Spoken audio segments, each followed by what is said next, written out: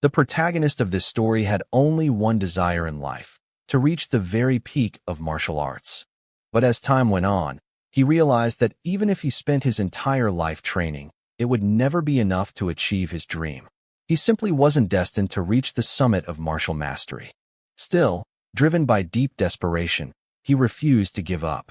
He decided to chase an ancient legend, a tale from long ago about a divine dragon that guarded a golden fruit said to grant immortality to whoever consumed it. After a fierce and deadly battle against the divine dragon guardian, he finally reached the sacred place where the legendary fruit was said to grow. He could hardly believe it. The golden fruit of legend was real. Its radiant golden light illuminated the surroundings, exuding a mysterious, divine aura. Exhausted from the long fight, he sat atop the corpse of the slain divine dragon, his eyes fixed on the glowing fruit. After catching his breath, he slowly stood and approached the tree. Confidence filled his chest. With this fruit, he believed, he could finally reach the peak of martial arts that he had dreamed of all his life. Without hesitation, he plucked the golden fruit and began to eat it. The moment he swallowed, a strange and powerful energy surged through his body. His veins throbbed, his blood boiled, and his entire being trembled as if being reforged by divine power. It was then revealed that this man's name was Gilfus Eldragon, the one hailed as the strongest human in the entire world. But decades later, Gilfus Eldragon had grown old. Now lying weakly on his bed, he was surrounded by his children and grandchildren. They whispered that his time was near and that they must accept that he would soon pass away. His eldest son, Gilliam, held his father's hand tightly. Gilfus, the current head of the Eldragon family, told his son that he didn't want to see sadness on their faces, that his time had simply come.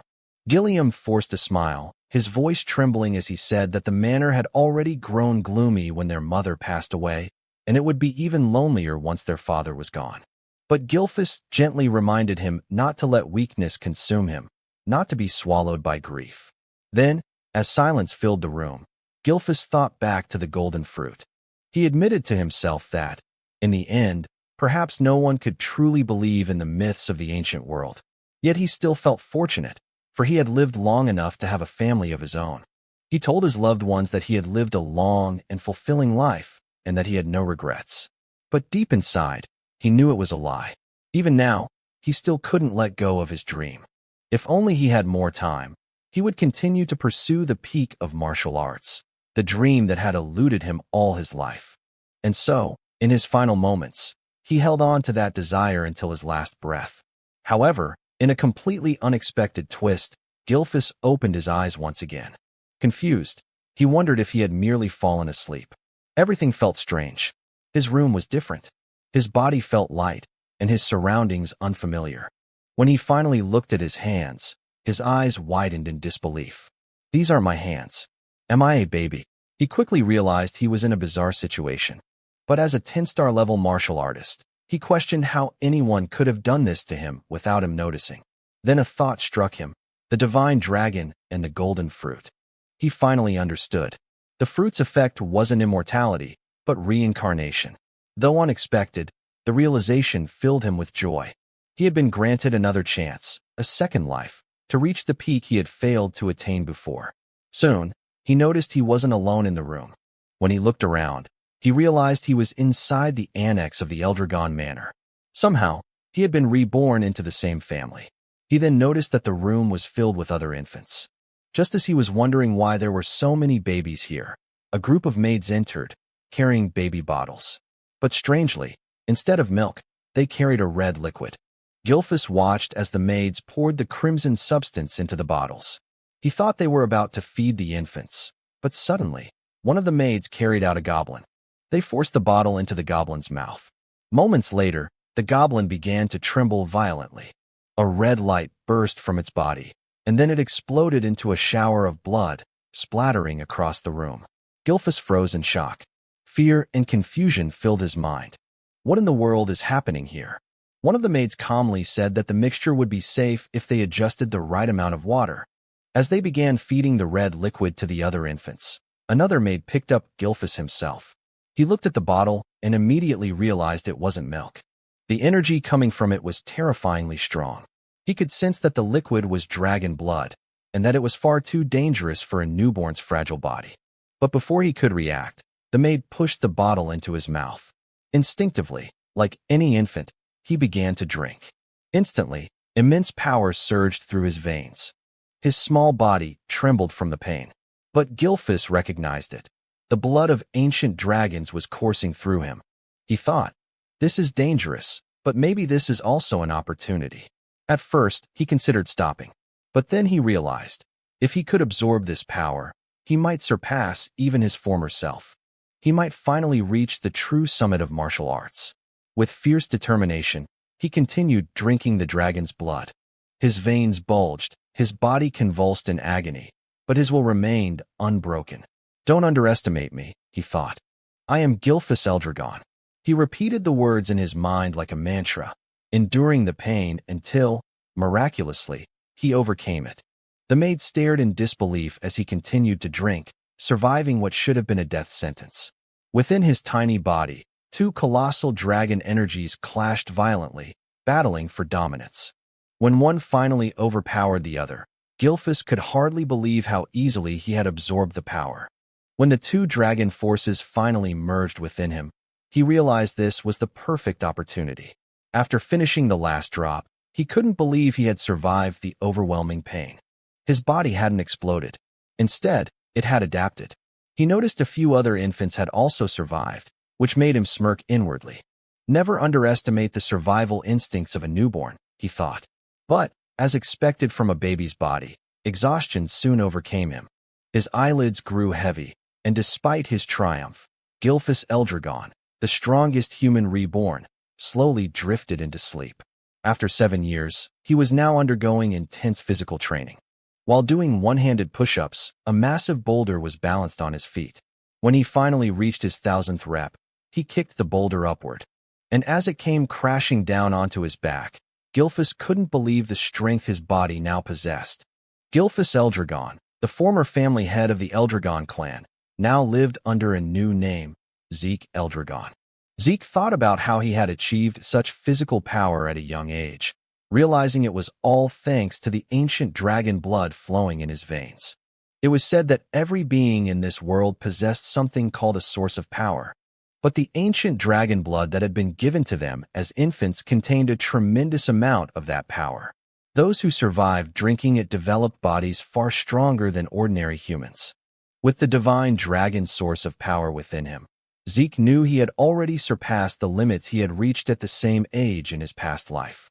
And since he was the only infant who had managed to drink an entire bottle of ancient dragon blood, his body underwent a drastic transformation, one even he did not expect.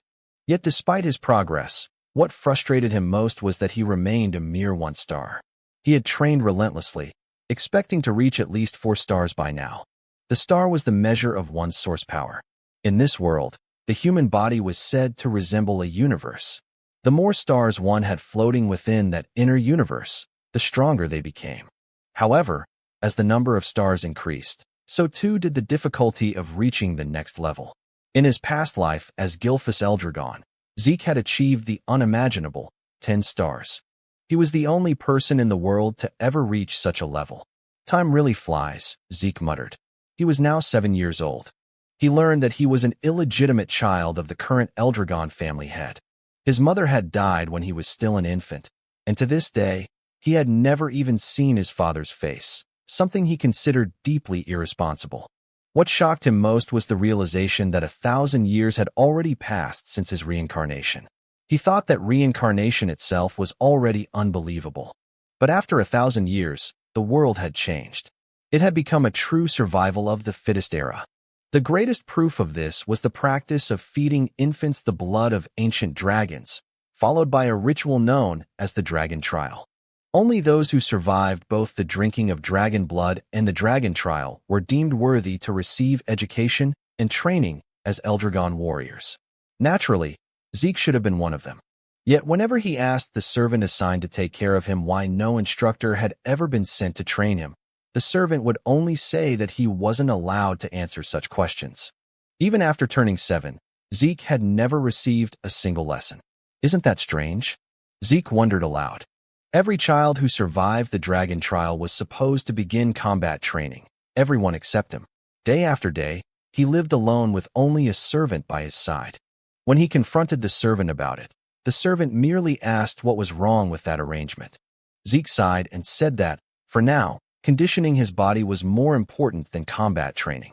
After all, he could teach himself if he wanted to. He had once been a 10-star warrior in his past life. Zeke then requested information about the other surviving infants or anything about the main family that could help him. But once again, the servant refused, saying she wasn't permitted to disclose such information. Frustration clouded Zeke's face. "Will you always refuse to answer me?" he asked sharply. The servant firmly repeated that she couldn't speak of such matters. "Isn't it cruel?" Zeke asked bitterly. "Treating me like this?" But the servant explained that she was only following orders, her duty being to attend to Zeke's daily needs, nothing more. The servant, a 3-star level practitioner, could have easily taught Zeke basic combat techniques. Yet Zeke had no interest in such trivial lessons. After 7 years of living with this maid, he had grown used to the same lifeless responses. Finally, Zeke decided to leave and head into the forest. The servant said nothing, merely watching as Zeke walked away. "So, she's really going to let me go?" Zeke thought, a hint of irritation in his tone. Deep in the forest, Zeke uprooted wild poisonous herbs and ate them without hesitation. As before, the taste was vile, but this was part of his training method. Then, suddenly, he noticed something. He took a deep breath, forcing himself to stay calm as he repeated to himself, "Be patient. Be patient." He could feel someone, or something, watching him from afar, observing his every move. No matter how hard he tried, he couldn't shake the presence. After a few moments, Zeke sighed. "They followed me all the way here, huh?" When he could no longer stand it, he called out, "You might as well come out if you've got something to say." Then he moved into the tall grass, hiding himself. Moments later, while crouched in the grass, Zeke sensed a dark, oppressive aura nearby. When he looked toward the source, he saw a creature known as an anger boar. What is that aura, he wondered. The black mist surrounding the beast was something he had never seen before, not even 1,000 years ago. As the anger boar grazed on the grass, Zeke suddenly stood and revealed himself, startling the beast. It charged at him immediately, and rather than fear, a smile formed on Zeke's face. He was genuinely thrilled to fight it. The boar lunged forward, but Zeke swiftly dodged, gathering golden energy into his fist. With a powerful strike, he unleashed an explosion that tore through the anger boar's body. He couldn't help but grin at the sight. His attack had been far stronger than he expected. Even as a 1-star, his power surpassed that of most practitioners at the same level. Hoisting the slain creature over his shoulder, Zeke muttered, "It'll be even better once I raise my star level." He was tired of 7 years of being ignored and isolated by the Eldragon family. He wondered if it was time to leave and travel on his own, maybe even venture toward the ocean. Meanwhile, in the distance, a cloaked man watched from the shadows. "What's going on with that boy?" he muttered. Even without formal training, he's reached 1-star level, and he killed that anger boar with a single strike. What puzzled the man even more was how Zeke managed to sense his presence. "That child isn't ordinary," he said quietly. He recalled that Zeke's mother had died young, and his father, the current family head, had shown no interest in him. Without proper guidance, the boy shouldn't have grown this strong. Still, as the son, illegitimate or not, of the Eldragon head, Zeke was bound to remain under the clan's watch. That was why someone like him had been assigned to monitor the boy from the shadows. An illegitimate son, yet the blood of the family head runs through his veins, the man whispered. Could that be why he's so strong? Uncertain, he chuckled softly. That kid will be interesting to watch in the future. Then he disappeared into the darkness. Back at Zeke's home, the boy was packing his belongings, ready to set off on his journey. But suddenly, he sensed several powerful presences outside. 3 4-star practitioners and 1 5-star. What are they doing here? He thought, stepping quietly to the door to listen. From their conversation, he heard them talking about how fresh and clean the air was in such a remote place, and how peaceful it was since there were no nearby rifts. Hearing this, Zeke concluded that they weren't assassins. They didn't sound like bad people at all. Deciding to confront them directly, he opened his door and asked, "What business do you have here?" The group froze in surprise. Then Zeke noticed the emblem embroidered on their clothing, the mark of the Eldragon clan. Eldragon, he muttered under his breath, wondering what they wanted from him. The men quickly bowed. It's an honor to finally meet you, young Master Zeke, their leader said. We've been sent to escort you to the site of your examination. Examination? Zeke frowned in confusion. Annoyance flickered across his face. They expect me to take an exam, he muttered, even though they haven't taught me a damn thing yet. And after a few days, Zeke could hardly believe that he had returned once again to the main estate of the Eldragon family. He wasn't brought here to live within the main estate again, but rather for another purpose. Before he could enter, they instructed him to change out of his dirty clothes first. Zeke then began to learn about something known as the Dragon's Nest. After 1,000 years, the Eldragon family had established a school that served all branches of their bloodline. Everyone born with any relation or connection to the Eldragon family dreamed of entering this so-called Dragon's Nest to receive proper education once they turned 7 years old. And today marked the day of the entrance ceremony for that academy. Zeke was here to take part in the entrance exam. Even though he hadn't learned anything about the modern generation of his family, taking the exam was mandatory. Zeke immediately felt disheartened when he realized that this was the true reason they had brought him here. Why now, he thought, when he had already decided to leave and travel the world. While sitting by the school gate, a boy from Ordiscale village approached him. It was Rangus, who asked if he was all right and what seemed to be bothering him. When Zeke asked who he was, the boy formally introduced himself as Rangus and said he had approached because Zeke looked troubled. Is that so? Zeke replied casually. After observing the flow of energy in Rangus's body, Zeke quietly thought to himself that the boy seemed shy but had an unusually strong sense of perception. Zeke then apologized for his situation, introducing himself in return and admitting that his mind was in turmoil because he had no idea what they would be required to do in the exam. Is that all? Said Rangus, feeling slightly nervous at the mention of the test. Still, he explained that the annual entrance exam for the Dragon's Nest didn't really change much. But when Zeke admitted he knew nothing about the exam, Rangus was shocked. Taking the test without any knowledge at all? Wasn't that far too reckless and dangerous? Just as Rangus was about to explain the details of the exam, a loud and arrogant voice suddenly interrupted them. A boastful boy shouted and called Rangus a weakling. Rangus turned around in shock and immediately recognized who it was. It was Retin, also from Ordiscale village. Mocking him, Retin asked why he was here, suggesting that he must have gotten lost to end up at the Dragon's Nest. He even told him it would be better to go home before he got hurt. I'm here to take the entrance exam, Rangus replied, though his voice trembled as Retin drew closer, asking if he was seriously going to take the test. Retin clutched his stomach and burst out laughing, saying it was impossible for him to pass. He even insulted Rangus's father, saying, "Your father's a pseudo-dragon, right? What could the son of a pseudo-dragon possibly accomplish?" Rangus's fist trembled as he held back his anger, but Zeke noticed everything. Then it was explained that the Eldragon family followed an absolute hierarchy. The ranks were as follows: novice whelp dragons, regular soldier child dragons, captain-level adult dragons, executive elder dragons, also known as elders. And at the very bottom were the pseudo-dragons, those who had failed to enter or graduate from the Dragon's Nest, considered immature and incomplete dragons. Yet Rangus had long dreamed of proving that even if they were called pseudo-dragons, they were still dragons nonetheless. Zeke was surprised and asked why Retin was so sure Rangus would fail the exam even before it started. "Who the hell do you think you are?" Retin snapped, asking if Zeke had a problem with him. Zeke calmly said he was merely curious why Retin was so confident Rangus couldn't pass. Retin pointed at Rangus and shouted that the reason was obvious. He was just a weakling. Zeke tilted his head and asked if he really thought Rangus was weak, because from what he could sense, Rangus seemed even stronger than them. Hearing that, Rangus's eyes widened in disbelief. It was the first time someone had stood up for him. The arrogant boys grew angry and asked if Zeke was seriously claiming they were weaker than a pseudo-dragon, a being they saw as inferior. But before things could escalate, a man arrived and drew everyone's attention. He was the adult dragon examiner, announcing that the Dragon's Nest entrance exam was about to begin and that all participants should register to receive their numbers.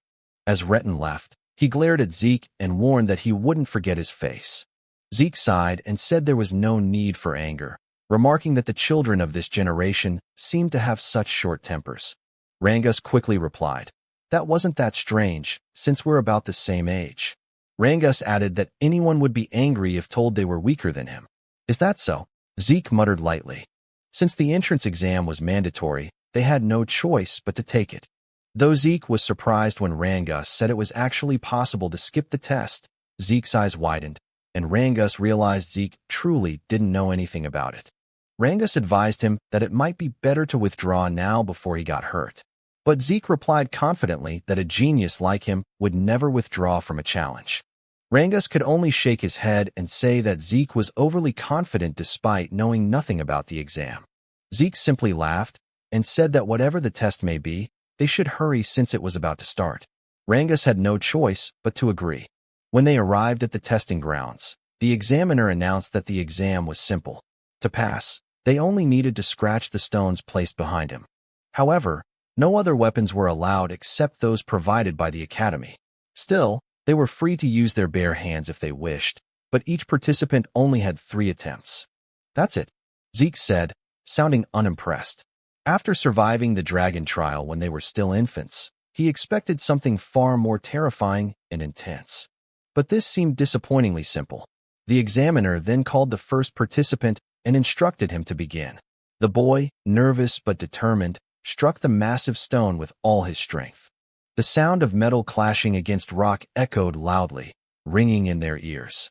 But to everyone's shock, the boy's sword snapped in half, and the recoil shattered his arm. Zeke was stunned at what he saw. As the boy writhed in pain, the examiner calmly said that he still had 2 remaining attempts and asked if he wished to continue. But since the boy could no longer stand, the examiner declared him failed and ordered the others to clean up the area. As the injured participant was dragged away, the next number was called. Rangus trembled in fear at what he witnessed, while Zeke grew annoyed. "So this is what they call an exam," he muttered. He then asked what kind of stones they were using. It was explained that the stones possessed regenerative properties. Any scratches would vanish in an instant. Moreover, they could reflect physical force 100-fold when struck with power. Zeke immediately said that such materials were far too excessive for an entrance exam. But Rangus explained that it was still possible to scratch them if one could properly circulate their source power throughout their entire body before attacking. "I see," Zeke said. He realized that the circulation of source power was far more important than martial arts skills in this exam. After glancing at the other participants, he thought that only a few would be able to pass, including those arrogant boys. As the exam continued, more and more failed than passed. Many were injured badly due to the stone's ability to reflect ordinary physical attacks. Then, after a few moments, the examiner called out Zeke's number. "It's my turn," Zeke said with a calm smile. Rangus, still nervous, asked if he really had no intention of withdrawing. But Zeke simply walked forward, telling him not to worry. As he approached the examiner, the man's eyes widened in shock.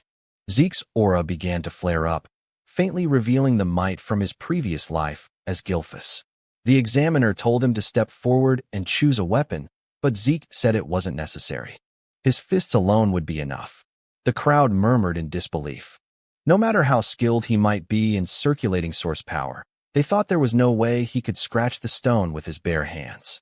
His fists would surely shatter instead. Some of them said that not only Zeke's fists but also his arms would be destroyed, which made Rangus extremely nervous for him. Along with his fear came anger toward himself, thinking he should have forcibly stopped Zeke to prevent him from getting hurt. The examiner then gave the signal to begin.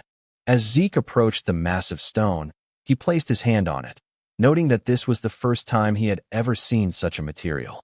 He thought to himself that it must have been formed over 1,000 years ago.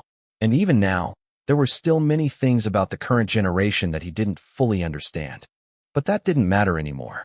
He immediately gathered his source power into his fist.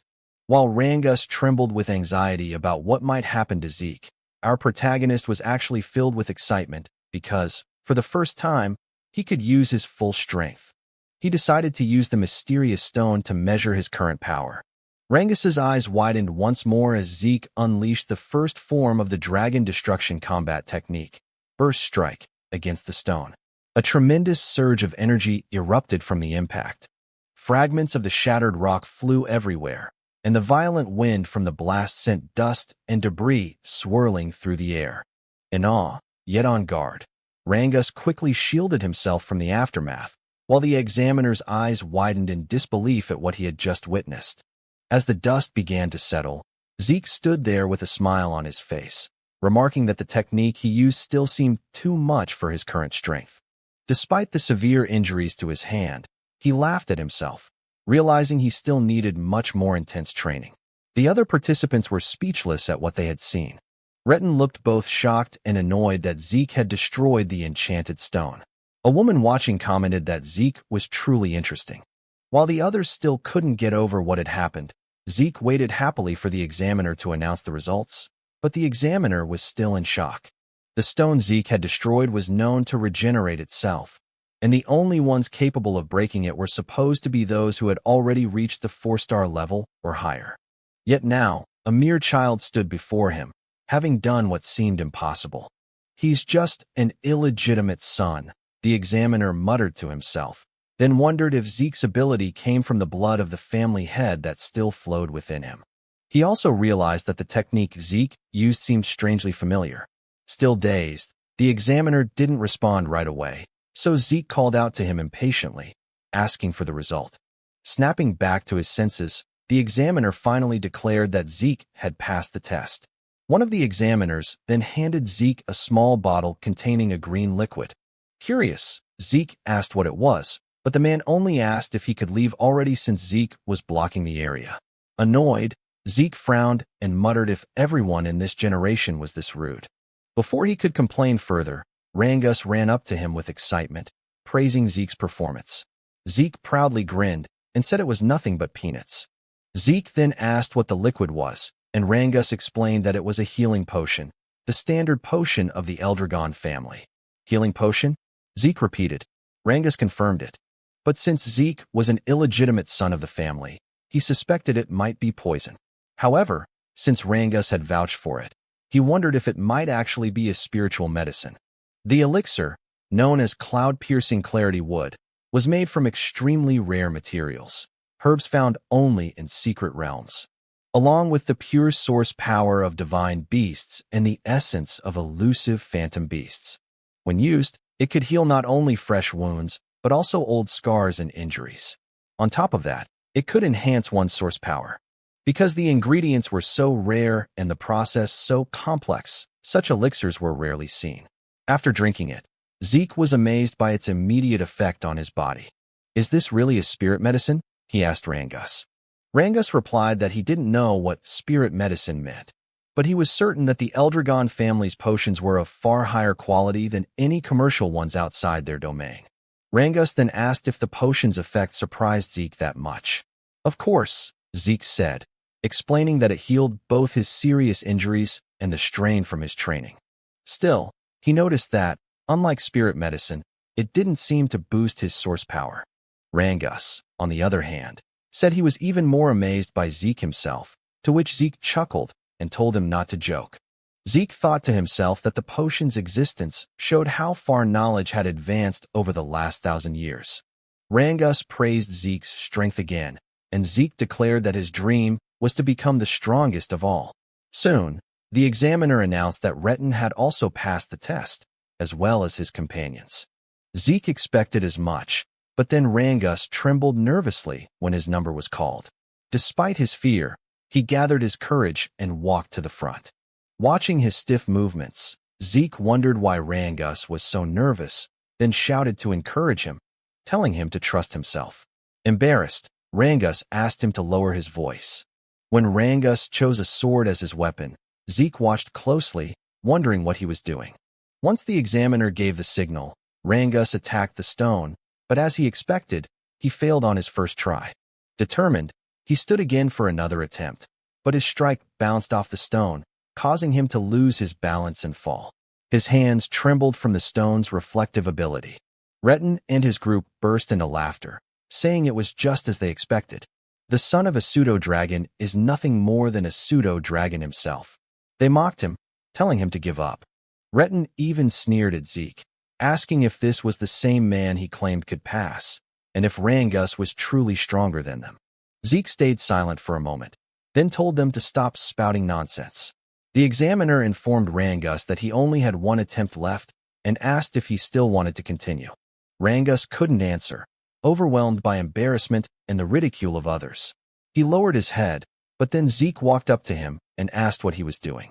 He questioned why Rangus was using a sword instead of a spear, why he would choose a weapon that didn't suit him, and why he would take a test without any plan at all.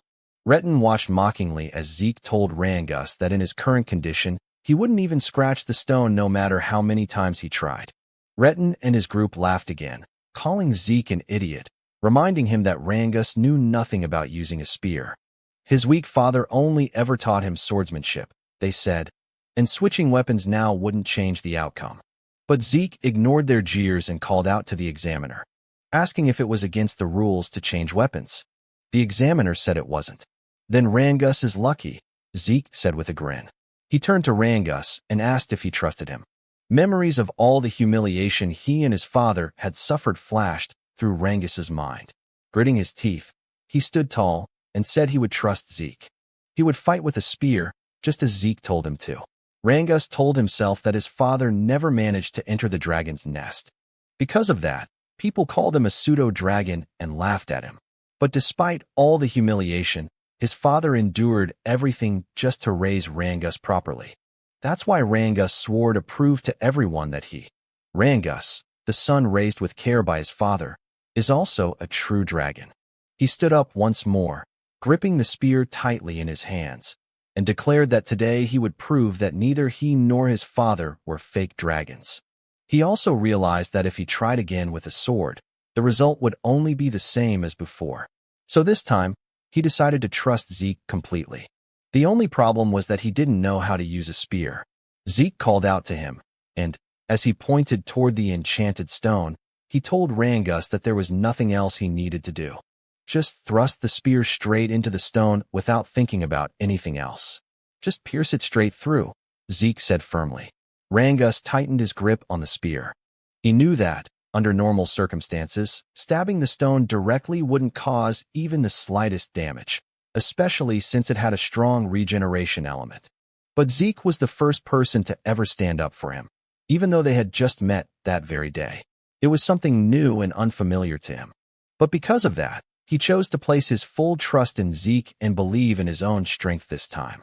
He gathered his source power into the spear and immediately noticed something strange. For years, he had wielded a sword, yet he had never managed to wrap it in this much source energy, something he was now effortlessly doing with the spear. With a determined shout, Rangus unleashed his full power and struck the stone with everything he had. Retin nearly died laughing, saying exactly what he had predicted, that changing weapons wouldn't help him pass the test. But Rangus didn't stop.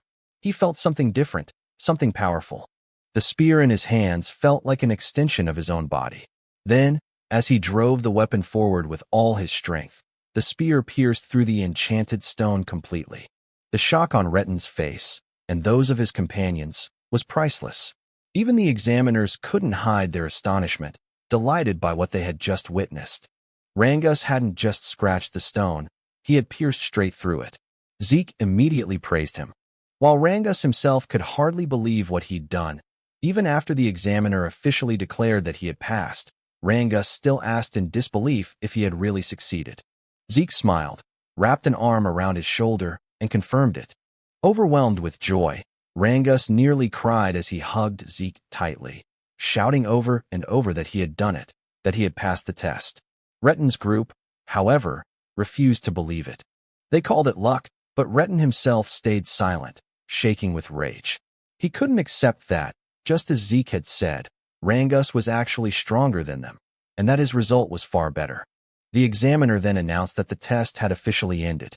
Afterward, he declared that the entrance ceremony would begin shortly. Zeke immediately asked if the test was truly over. Rangus replied that it seemed so, but added that there would probably be more tests once they entered the dragon's nest. Soon, a group of men emerged from a dark hallway. When they stepped into the light, the The examiner announced that the head of the Eldragon family would now deliver a speech to congratulate those who passed. The moment Zeke saw the man, he asked who the person with the cold, dark expression was. Rangus, clearly nervous, replied that it was the family head himself. That's the family head. Zeke said, "Why does he look like that? He's not even smiling. He looks colder than ice." Rangus immediately covered Zeke's mouth, whispering that it would be best if he stayed quiet, repeating his plea for him to stop talking. Zeke nodded. When he looked again at the group, he remarked that these people represented the current power of the Eldragon family. Some of them were at the 7-star level, while others were 6-star. To Zeke, their strength was impressive, especially since the current family head, Zeke Eldragon, was an 8-star level powerhouse. 1,000 years ago, only a handful of people had ever reached that level. Still, Zeke wasn't sure how many existed in this current era. "I don't like this family head," Zeke muttered. But before he could say more, Rangus tried to hush him again. Zeke sighed and thought to himself that he never expected this man to be his father in this lifetime. A dark, fiery aura radiated from Balza's body, making the entire area feel heavy. The examiner quickly ordered everyone to stay silent because Master Balza was about to speak. When Balza stepped forward, he uttered only a few words. "You must all strive to become the flesh and blood of the Eldragon family." As he spoke, the terrifying pressure of his aura spread across the hall. Zeke wasn't affected, but many of the examinees trembled in fear, some struggling to breathe as their bodies froze under the immense pressure. Zeke noticed that even Rangus was affected. He couldn't believe how easily everyone around him was overwhelmed by the family head's presence. More than that, Zeke could sense an intense hatred hidden within Balza's aura. He didn't know the reason behind it, but even so, he couldn't bring himself to like the man who was supposedly his father. When Balza turned away, another man stepped forward and drew everyone's attention. He had blonde hair and cheerfully thanked Balza for his words. He then said that Master Balza had high expectations for them all, and that just like his master, he would also keep his own speech short. As Zeke wondered who this man was, the speaker simply told everyone to train hard and grow stronger. "That's it," one of the examiners muttered. The man smiled and said that people who worry too much about small things go bald early, so he wouldn't bother with long speeches. Zeke couldn't understand what was wrong with them, but at least the atmosphere in the hall had lightened up. The examiner then announced that the new students would now be assigned to their dormitories. Everyone whose number was called had to head there immediately. Zeke asked if they wouldn't all be staying in the same dormitory, and Rangus explained that there were 4 East, West, South, and North dorms. Every student accepted into the academy was allowed to live in one of those 4 halls. When Zeke's number was called, he stood up and waved goodbye to Rangus. He was assigned to the East Hall. As he walked through the corridor, he commented that a lot had changed in this place over the past 1,000 years. After finding his room, he said that he must have gotten lost since it took him a while to arrive, and his roommate had probably gotten there first. When he opened the door, he cheerfully greeted his new roommate and apologized for being late. He then said that from today on, they'd be sharing the same room. But to his surprise, his new roommate turned out to be none other than Rangus himself. Zeke couldn't help but laugh, saying it seemed like fate kept linking them together. He asked if there was anything else scheduled for the day, and Rangus confirmed that their training would start tomorrow. "Is that so?" Zeke said casually, prompting Rangus to ask if he hadn't listened to the examiner's earlier explanation. Zeke admitted that he hadn't, on purpose. Rangus sighed and said they should get some rest early since training would begin the next day. As Zeke gazed out the window, he thought about his plan to escape from the Eldragon family and travel the world. But after what he'd learned about the enchanted stone with regenerative properties and the healing potion, he realized he had discovered many interesting things during the exam. If he truly wanted to understand all the changes that had taken place over the past 1,000 years, he thought, then maybe staying with the Eldragon family for a while wouldn't be such a bad idea after all. A month passed at the academy, and their training continued to grow harsher, holding heavy dumbbells in both hands. The instructor explained that the dragon's breath he was teaching them was one of the most important techniques ever created by the 15th Eldragon family head. After reminding them that they had to master the technique under any condition, the instructor's attention was drawn to a few students. Some of them, he noticed, had already mastered Dragon's Breath, especially the young woman he called Master Lika. Her overflowing energy suggested that she was close to reaching the 2-star level. But aside from her, one other student caught his eye, and he could hardly believe what he was seeing. Zeke was training while not only holding the dumbbells, but also balancing large stones on his head and arms. The instructor stared in disbelief and muttered to himself that the blood of the family head truly ran in Zeke's veins. However, it was said that no one had ever taught Zeke anything since he was a child, which is why everything he was witnessing now felt unfamiliar to him. Zeke, on the other hand, couldn't believe that the technique he once called the Dragon King's breathing technique had been further developed by the succeeding family heads, and that it was now being taught to other branches of the family as well. According to Zeke, breathing techniques were methods that gathered the source power from the surroundings into the body. Once circulated, this source power would strengthen a person's own inner energy. The effectiveness of such techniques depended on an individual's ability and intellect. That was why the great families of this world kept their techniques secret, never allowing them to be learned by outsiders or those not belonging to their bloodline. Zeke also realized that the Dragon's Breath was a safe and simple technique, easy enough to master, but it was useless to him if it could only be used while resting. His own version of the breathing technique allowed him to manipulate the surrounding source power even while moving. Because of that, it was far more complex and powerful in actual combat, but also much harder to learn. Only a few had ever mastered it. He thought the current generation must have simplified his original version so that even the family's branch members could learn it. And that decision had clearly helped strengthen the Eldragon family. Zeke couldn't help but feel a strange satisfaction. He never imagined that the techniques he had discovered long ago would still have an impact after 1,000 years. It made him wonder if the other martial arts techniques he created had also evolved over time.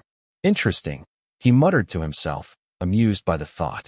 Lika, meanwhile, quietly observed Zeke from a distance.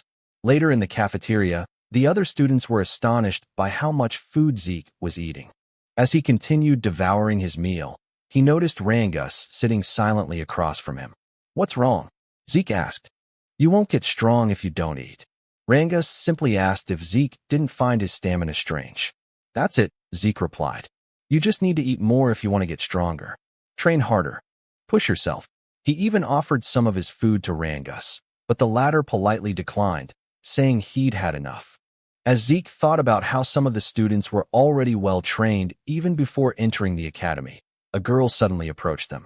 "You're quite impressive," Lika said, her tone calm yet confident. Zeke blinked. "And who are you supposed to be?" he asked casually.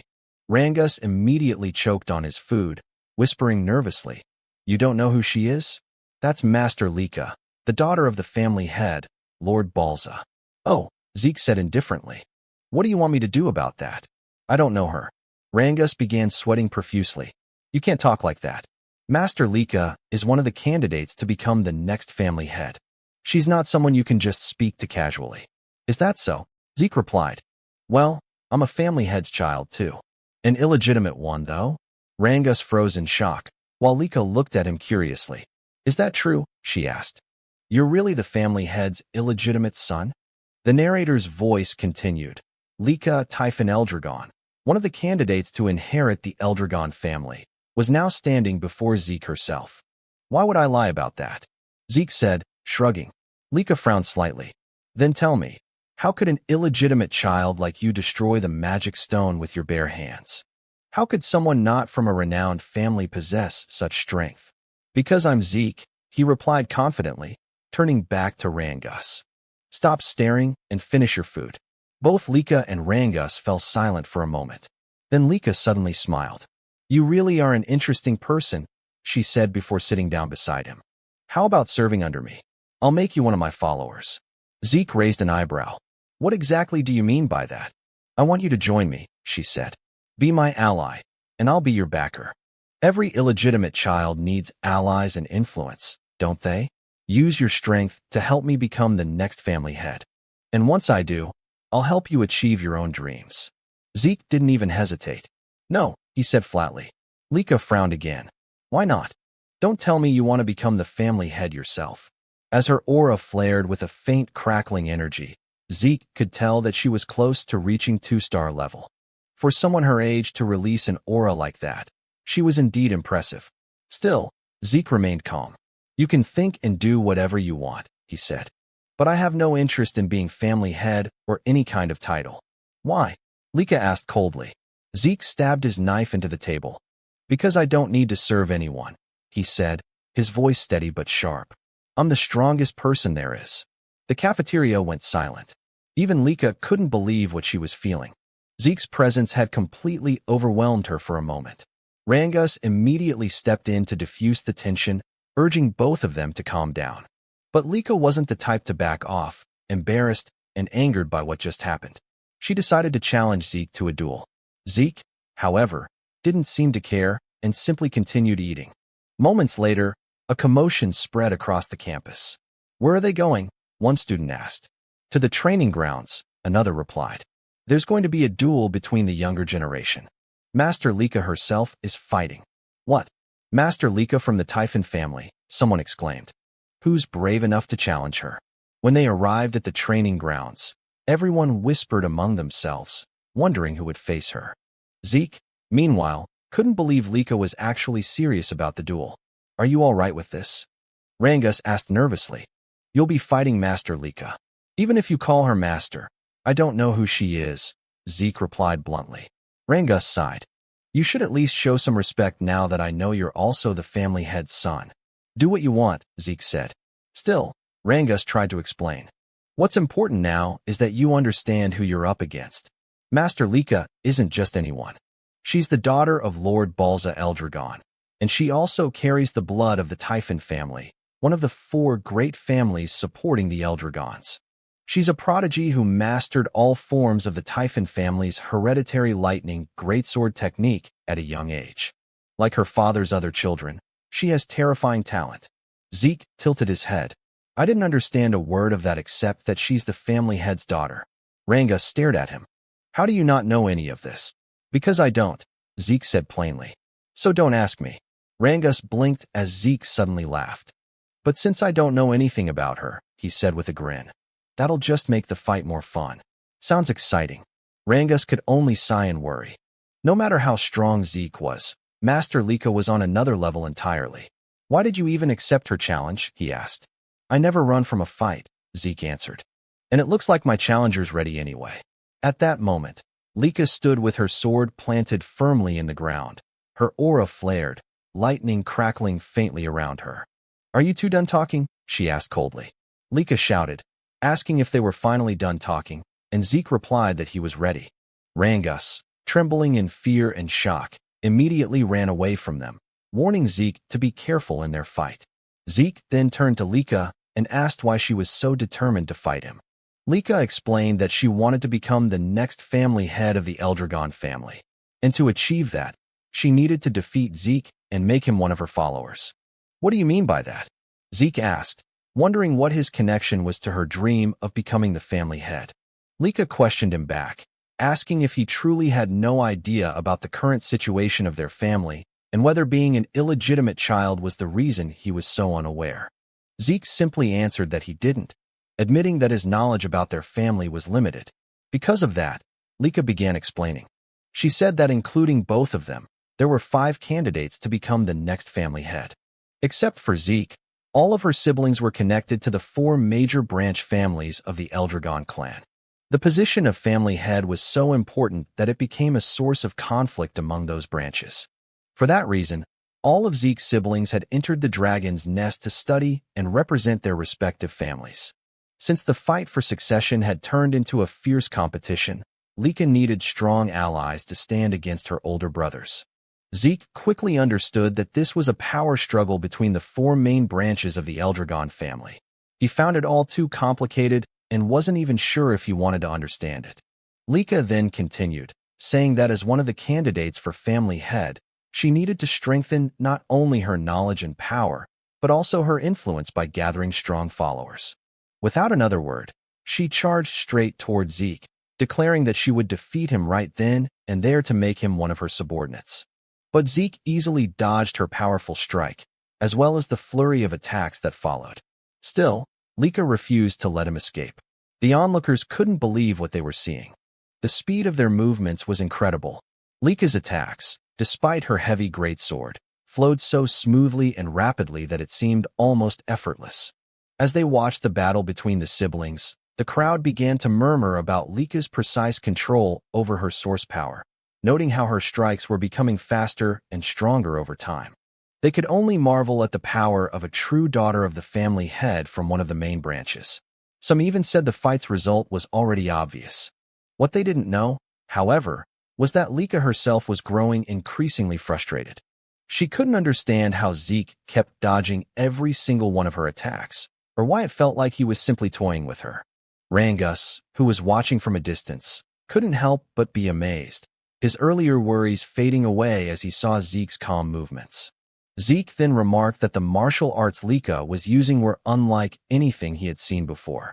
He admitted that her movements were far faster than those of any ordinary one-star level fighter. But Lika, irritated, shouted for him to stop talking and focus on their fight. Zeke clenched his fist and said he was already focused, and that was exactly why he could unleash such a powerful strike so easily. His punch landed squarely, and Lika immediately gagged from the force. She fell to her knees, gripping her sword and stomach in pain. The spectators gasped and began whispering among themselves, wondering how Zeke managed to avoid all of Lika's attacks and who this mysterious boy truly was. As Lika struggled to stand, she asked why none of her strikes could land. Compared to other one-star fighters, she knew she was much faster. So, logically, Zeke shouldn't be able to keep up. Zeke admitted that she was indeed faster than any one-star he had ever seen. But in his eyes, she was still just a one-star. "You're a one-star, too," Lika snapped, saying that Zeke shouldn't be able to match her speed and movements. "There's a simple reason for that," Zeke replied. "Your breathing, the movement of your eyes, even the shift of your muscles. I can read them all. By observing these small details, I can predict your next move. It's all based on experience." "Don't make me laugh," Lika shouted, launching another fast strike toward him. But Zeke easily dodged again, saying that just like his words a moment ago, he could see and read her every move.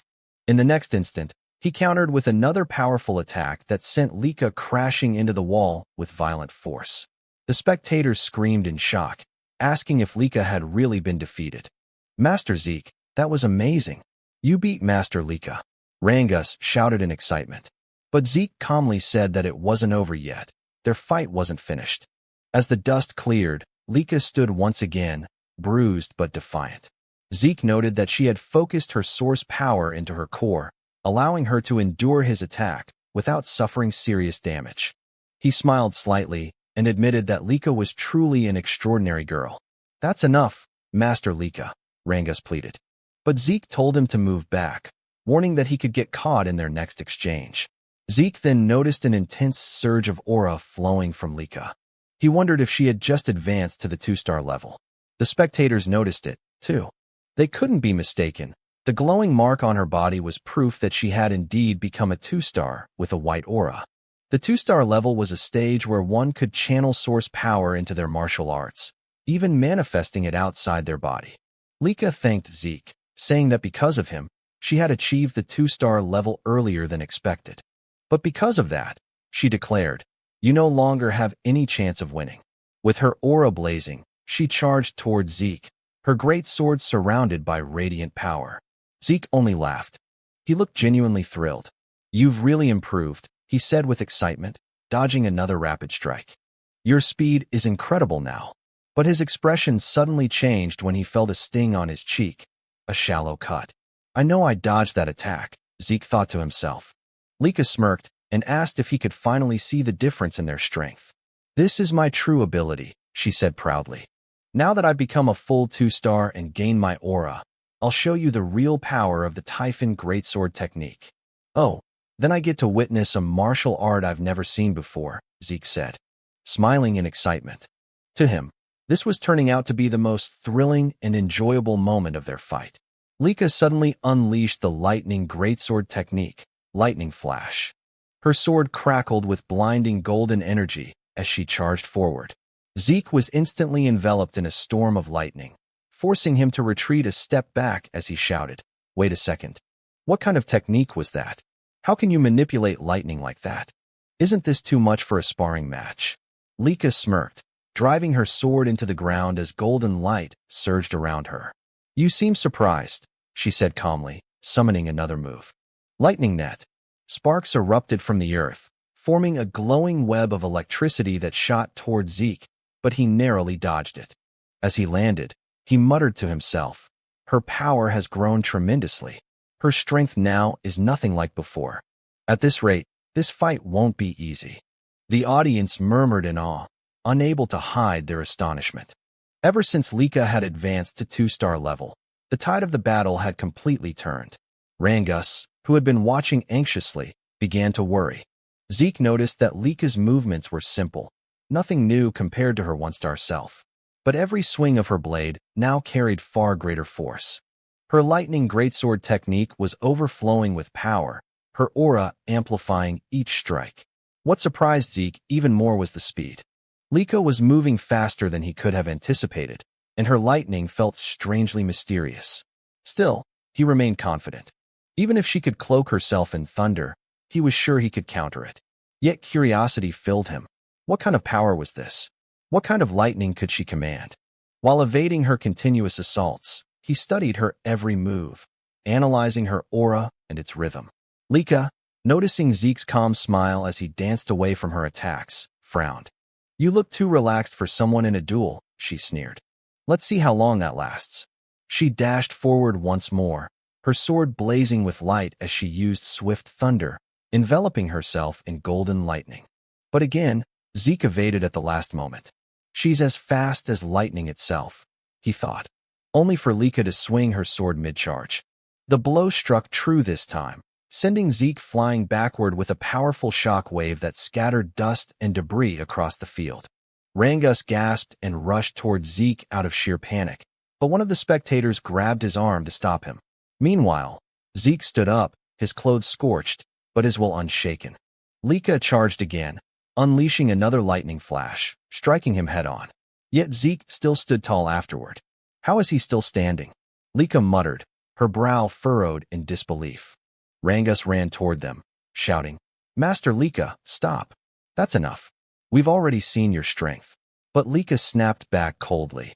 Do you not understand, Rangus? Stopping mid-battle would be an insult to Zeke. Desperate, Rangus turned to Zeke and begged, Please, Master Zeke, surrender. That's enough. Lika chuckled. He's right. Judging by your condition, surrendering would be wise. If you kneel and pledge loyalty to me, I'll stop. But Zeke only smiled silently. Lika's eyes hardened. Even as an illegitimate child, you're truly a proud Eldragon, she said with a hint of mockery. She raised her great sword high, her aura surging. If that's what you want, then I'll use my full strength to end this. Lightning roared from the heavens as Lika summoned her first secret art, Heaven's Thunder. A colossal surge of golden energy descended, shattering the stones beneath Zeke's feet. Thunderbolts struck his body in a storm of divine fury. Rangus cried out in terror, watching his friend's body engulfed by golden lightning, smoke rising from his charred form. Lika drove her sword into the ground, exhaled deeply, and said softly, I'm sorry, Zeke, but this is the end. But then, a voice echoed through the crackling air. Is that so? In an instant, a brilliant golden lightning aura exploded skyward.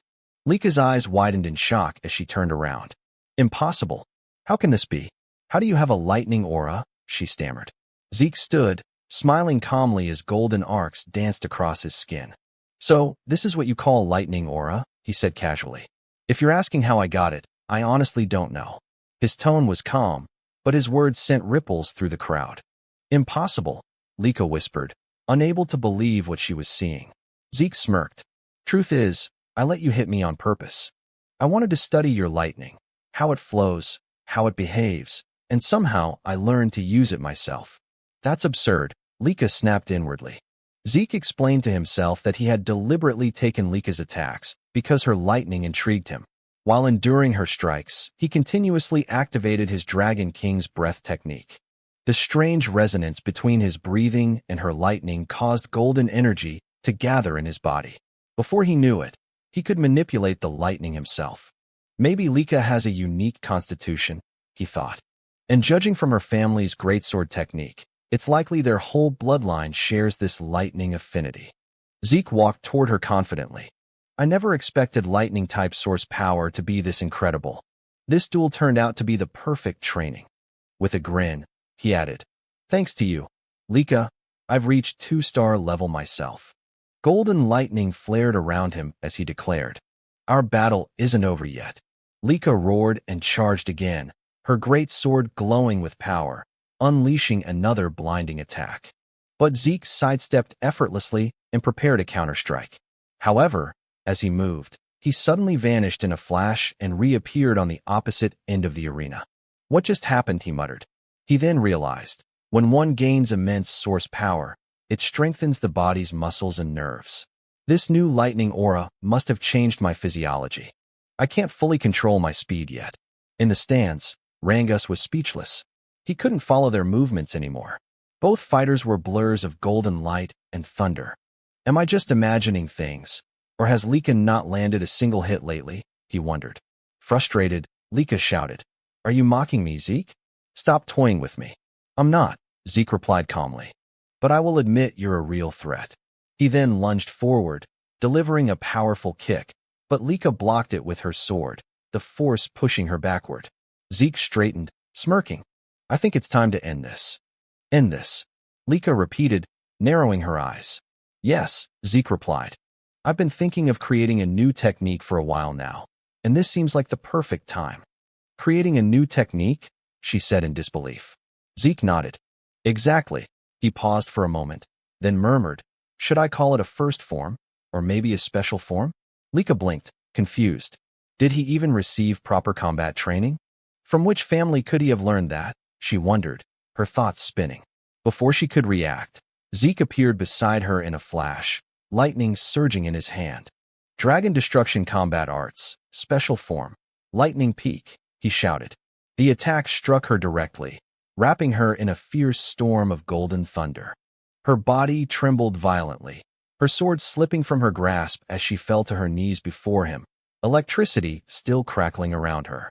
The arena fell silent. Rangus and the others stared in disbelief. Zeke had won. Lika, lying on the ground, exhaled shakily. After a few moments, she forced herself to sit up, trembling. I can't believe I lost. I was supposed to become the next family head. I can't lose. Not to anyone, she thought bitterly. Zeke approached her, offering his hand. You were amazing, Lika. Truly strong, he said sincerely. It's always exciting to learn something new. This fight was worth it.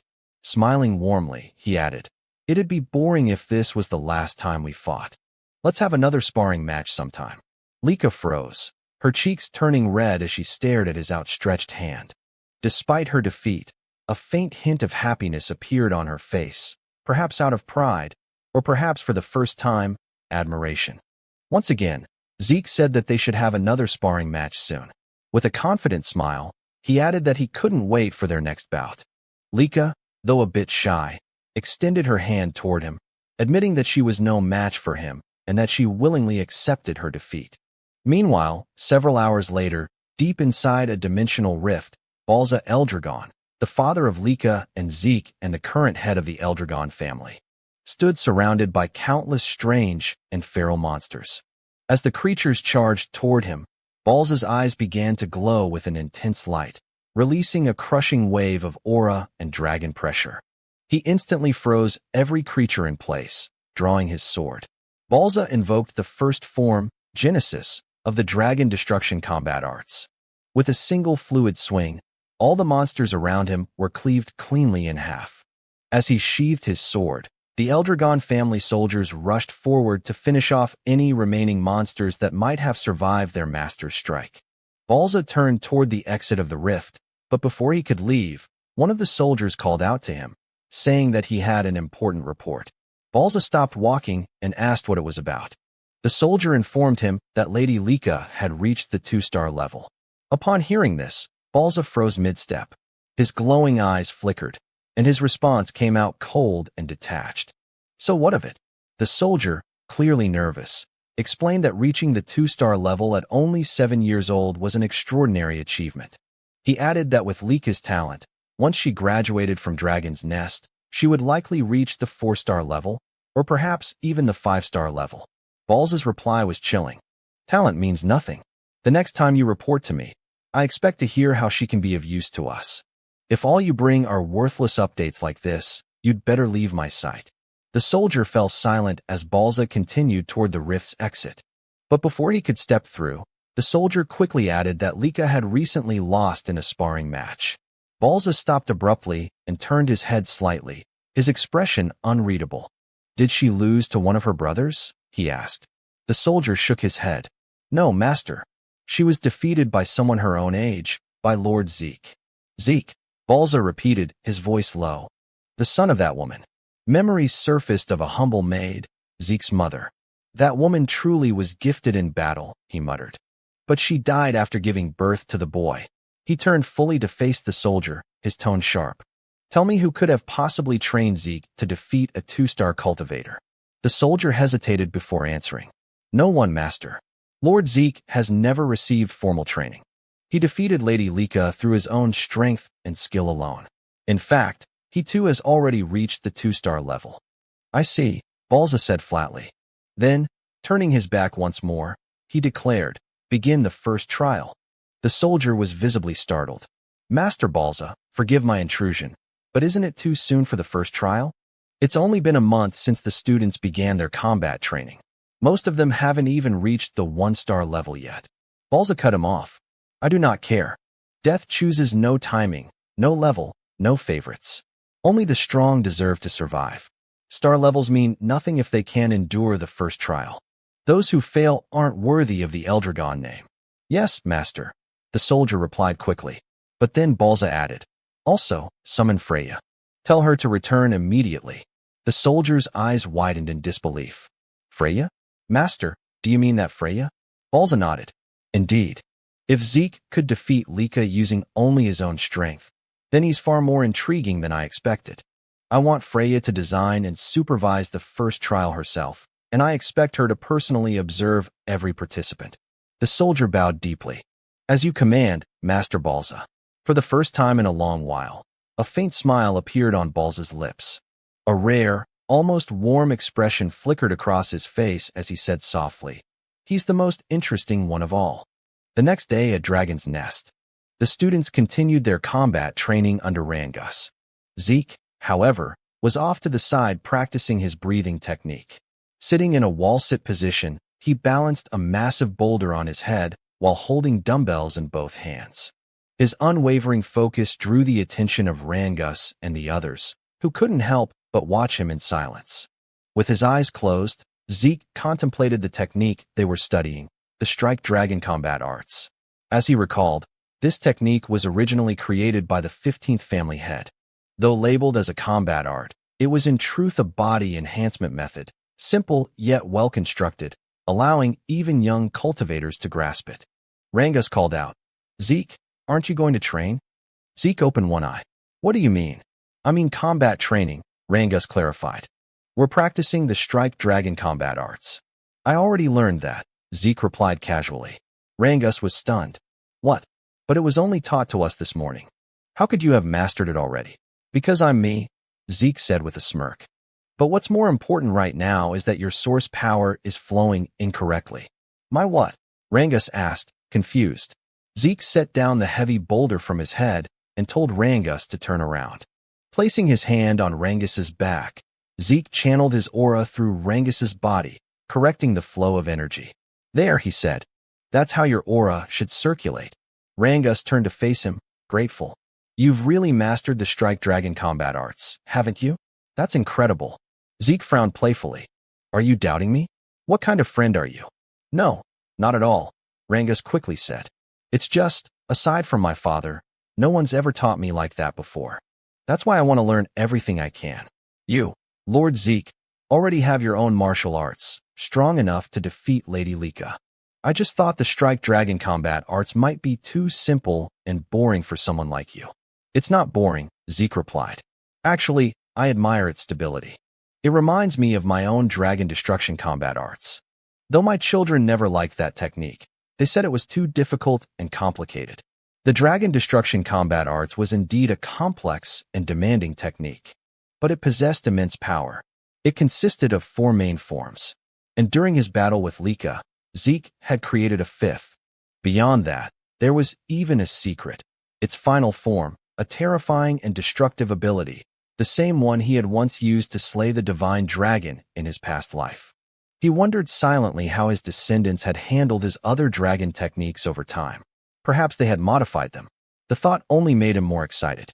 Anyway, he said, since I've already mastered the strike dragon combat arts, I'll continue with my physical training. He smiled faintly. Everyone has their own way of learning techniques. But before he could continue, Rangus suddenly shouted his name. Zeke, please teach me. I know it's a shameless request, but I want to get stronger, even just a little. Zeke looked at him for a moment, then nodded. All right, I'll teach you. Rangus blinked in surprise. Wait, you mean it? You'll really teach me? Of course, Zeke replied. Why do you look so surprised? You were the one who asked. I just didn't think you'd agree so easily, Rangus said sheepishly. I'm not lying, Zeke said. And I know you're worth teaching. Just then, Lika approached them. Though hesitant, she spoke up. Zeke, I'd like you to teach me too. Rangus turned to her, startled. You too, Lady Lika? Is there a problem? She asked calmly. Honestly, I used to think that no one my age could defeat me. As a candidate to become the next head of the Eldragon family, I was confident in my power. But yesterday's match shattered my pride. I still don't know how you managed to use lightning aura or how you wield it even better than I do. Zeke sighed. So now this is my fault, he muttered half-jokingly. Determined, Lika continued. I want to become stronger, strong enough to defeat our older brothers and you as well, Zeke. Please teach me. Zeke fell silent for a moment, deep in thought. Since Zeke did not answer right away, Lika asked if he was truly fine with it. Even though he was also a candidate to become the next head of the Eldragon family, Rangus agreed with her, realizing that even if Zeke was an illegitimate child, Balza Eldragon was still his father, which technically made Zeke one of the successors, whether he liked it or not. Zeke calmly replied that he did not mind, but the real question was whether Lika's body was in good enough condition to train. He said that from what he had seen in their match, her injuries would normally take at least a month to heal. Lika shook her head and said she had already used a healing potion, so there was no need for him to worry. Zeke and Rangus exchanged a look, whispering to each other. Zeke asked if that medicine truly had such absurd effectiveness. Rangus replied that if Zeke was referring to the basic potion given during the entrance exam, it definitely was not strong enough to heal Lika's wounds so quickly. Because she was the daughter of the family head, she must have used a much stronger kind of potion. Zeke sighed in amazement, muttering that this era truly was something else. Lika nodded, admitting that without the potion, she would have been bedridden for at least a month. But now, what mattered most was her request, whether Zeke would agree to train her as well. She knew that he, too, needed to train, but she wanted to grow stronger under his guidance. Zeke agreed without hesitation, saying that he never turned down young people with ambition. Both Lika and Rangus were surprised by his answer. Lika pointed out that he was also young like them, while Rangus added that they were about the same age. Zeke chuckled and agreed. Then, with a teasing tone, Zeke asked if she was truly sure about having him as her instructor. After all, he was the one who had defeated her. Lika replied firmly that she did not care about that. She did not have the luxury to be picky if she wanted to become the next head of the Eldragon family. She had to become stronger, no matter what it took. Zeke remembered how during their first encounter, she had mentioned her dream of becoming family head. He asked why she seemed so obsessed with that goal. Without hesitation, Lika answered that if she failed to become family head, she would only be used for a political marriage. She spoke bitterly, saying that in the best-case scenario, she would probably be forced to marry one of her cousins, but the worst case would be marrying a man she did not even know. Zeke's expression darkened, anger flickering in his eyes as he asked what she meant by that. Lika said it was natural, considering how valuable the Eldragon bloodline was, especially within the 4 branches of the family. Their source power was special. It could be used in countless ways. That was why the family was obsessed with keeping their bloodline pure. Rangus shuddered, sensing the terrifying aura that suddenly emanated from Zeke. His voice turned cold and sharp as he said that the Eldragon family had truly begun doing disgusting things like this. He clenched his fists, saying he would destroy such filthy and meaningless traditions. But before the atmosphere could grow heavier, several instructors arrived, immediately drawing everyone's attention. Lika blinked in surprise, wondering why they had come, while Zeke muttered that the timing could not be worse. He worried that they might have overheard what he had just said. Then, from behind them, a woman with fiery red hair appeared. One instructor stepped forward and announced that starting today, they would have a new instructor. Despite how busy this person was, she had taken the time to teach them personally, so they should be grateful. As the red-haired woman approached, she reached out her hand toward Lika and asked if she was Lady Lika. Feeling a wave of danger, Lika instinctively leaped backward. Zeke stepped forward protectively, while Rangus grabbed onto his arm in fear. The red-haired woman smiled faintly, praising Lika's sharp reaction and saying her aura quality was not bad at all. Zeke frowned slightly. He had not even sensed her presence until now. Rangus nervously asked who she was. The instructor then introduced her as Lady Freya Fywinkick of the Black Dragon Corps. Freya gave a polite smile and greeted everyone, saying she was pleased to meet them all. She then looked straight at Zeke and asked if he was Lord Zeke. When he confirmed it, she asked if he was not surprised by her sudden appearance. Zeke replied calmly that nothing she did was surprising. Freya froze for a moment as Zeke's eyes began to glow faintly, and he commented that her stealth technique was rather interesting. Freya quickly realized why even the family head, Balza Eldragon, was interested in this boy. Meanwhile, Zeke analyzed her movements. He noticed her source power was concentrated in her lower body, following a flow pattern he had never seen before. That must be why her footsteps made no sound at all. A spark of excitement lit up his eyes as he wondered what kind of martial art she used. Freya then took command of the class. She confirmed that she would be their new instructor. The students began whispering among themselves in disbelief. Lady Freya, the Tempest Wind, was known as one of the strongest warriors in the family. The other instructor confirmed that Freya was a 6-star practitioner under the Black Dragon Corps, the elite unit serving directly under the family head himself. The students were in awe, unable to understand why someone of her rank would come to teach at their academy. Freya smiled faintly and said she would indeed train them, but under one condition. They had to pass a simple test. The students gasped at her words. She told them not to worry. The test was simple. They just needed to bring a crystal like the one she was holding and survive for 1 full month inside the Poison Dragon Mountain. Rangus went pale at the name, while Zeke felt a sense of nostalgia. The Poison Dragon Mountain, he explained, was home to countless poisonous creatures. Even brushing against a single leaf could kill an ordinary human instantly. It was a region of pure danger. Zeke recalled how, in his previous life, he had often used that place as his personal training ground. Still, he thought this test might be too cruel for young students. Freya explained the rules. Each student would receive 1 crystal orb. If their orb broke or was lost, they would immediately be disqualified. When someone nervously asked what happened to those who were disqualified, Freya replied bluntly that they would be expelled from the dragon's nest. She added that they did not need to worry about the poison itself. If they properly used the dragon's breath-breathing technique, they would be fine. As long as they held on to their orbs and controlled their breathing, they could survive. Lika pointed out that aside from poisonous plants, there were monsters there, too. Freya's eyes turned sharp as she said they would need to defeat those monsters themselves, since that was the only way they could secure food. Without hunting, they would not last even a few days. The students were horrified. Retin muttered that it was impossible. Many doubted whether their basic combat technique, the strike dragon, could even hurt the creatures living there. Freya smirked and told them not to panic. They had 5 days to prepare. During that time, they could each choose a basic weapon art from the Eldragon family archives to learn. If they mastered it, their survival chances would improve. But if they failed to learn it within 5 days, she would not take responsibility for whatever happened in the mountain. One student asked timidly if Freya would help them in case things got too dangerous. Freya chuckled darkly, saying, "You're in the dragon's nest, the land of the Eldragon family. Here, the weak do not last. Only the strong survive. If you can't defeat a few monsters on your own, then you might as well sleep peacefully beside them in the bed of poison." The The students trembled in terror, sweat dripping down their faces. Rangus was on the verge of tears, while Lika stayed silent in deep thought. Zeke frowned to himself, wondering if this was still the same Eldragon family he once knew. It felt so different from when he had been the family head. Freya then said that was all for now.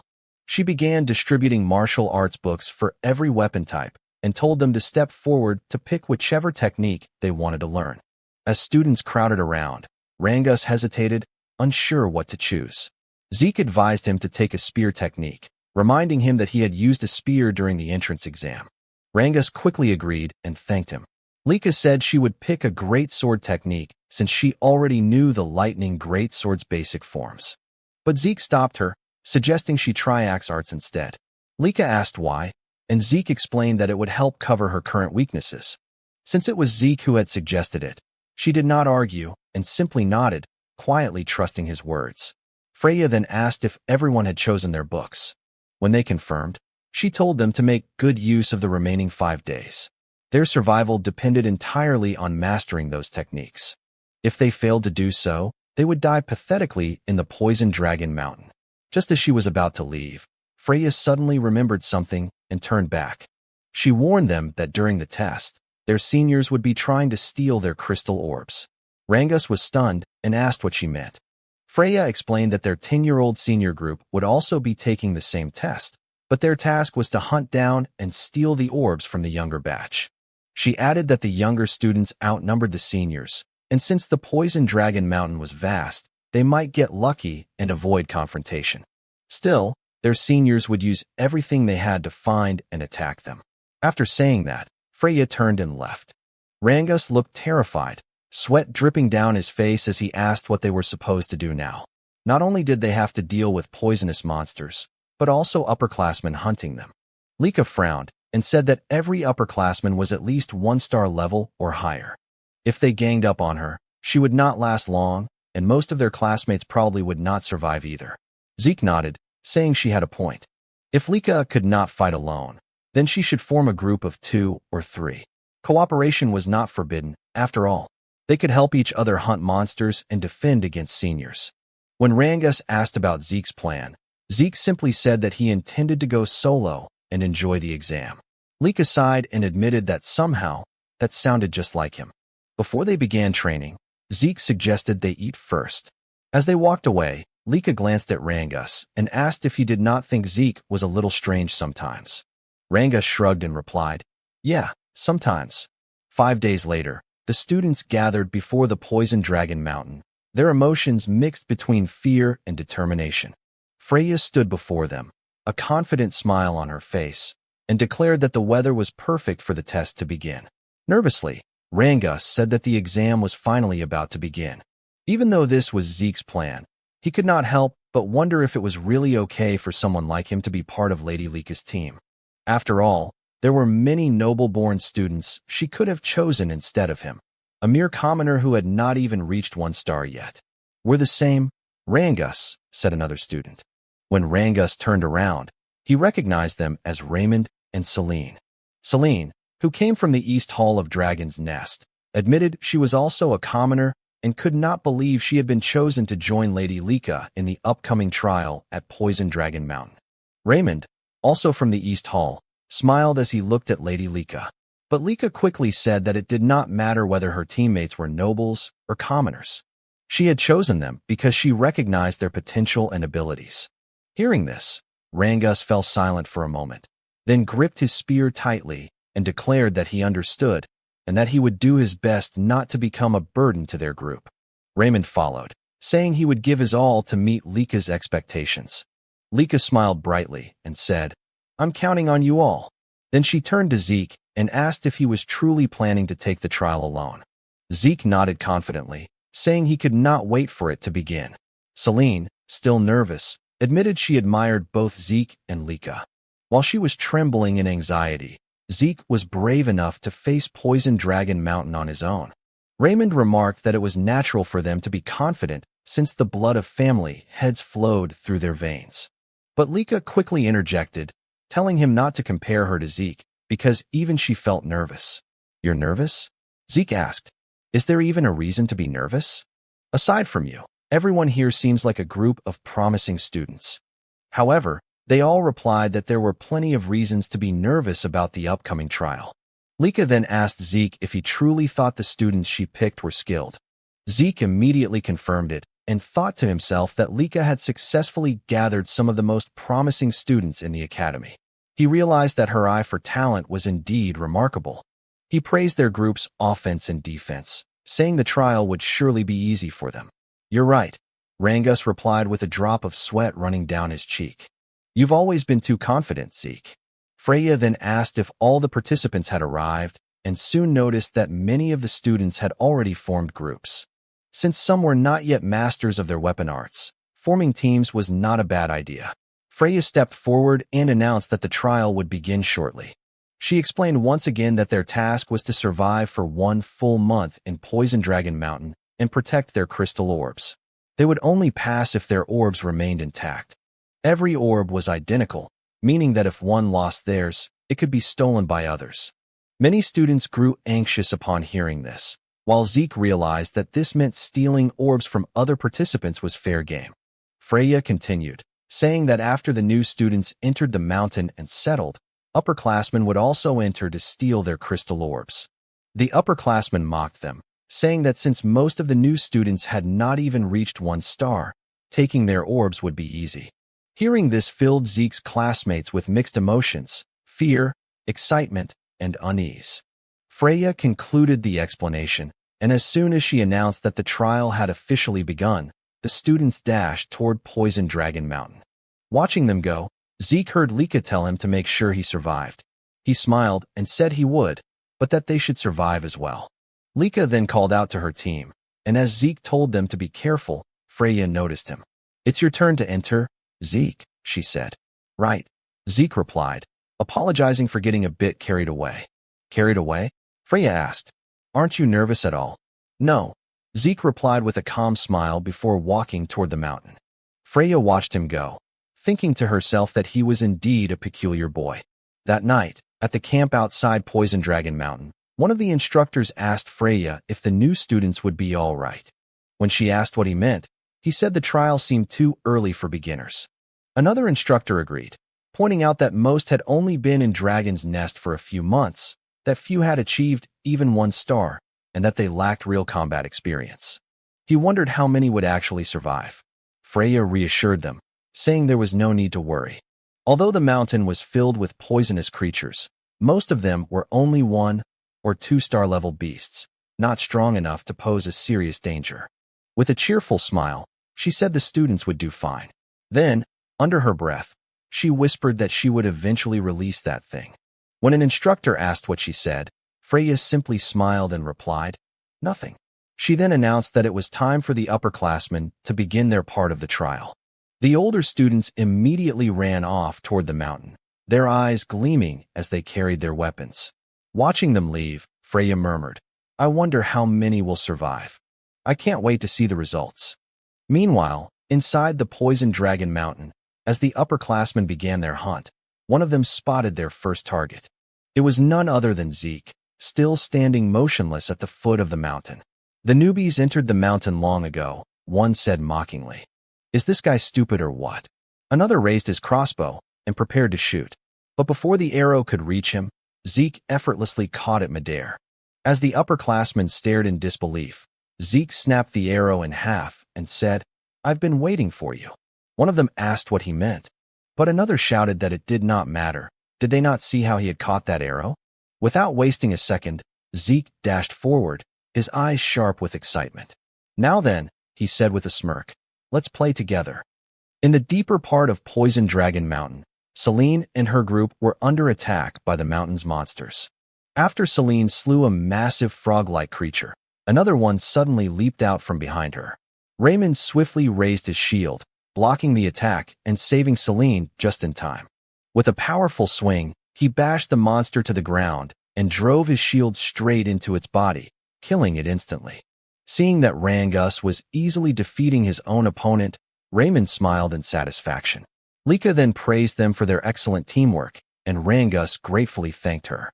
However, His eyes widened when he saw the mountain of slain frog monsters that Lika had single-handedly defeated.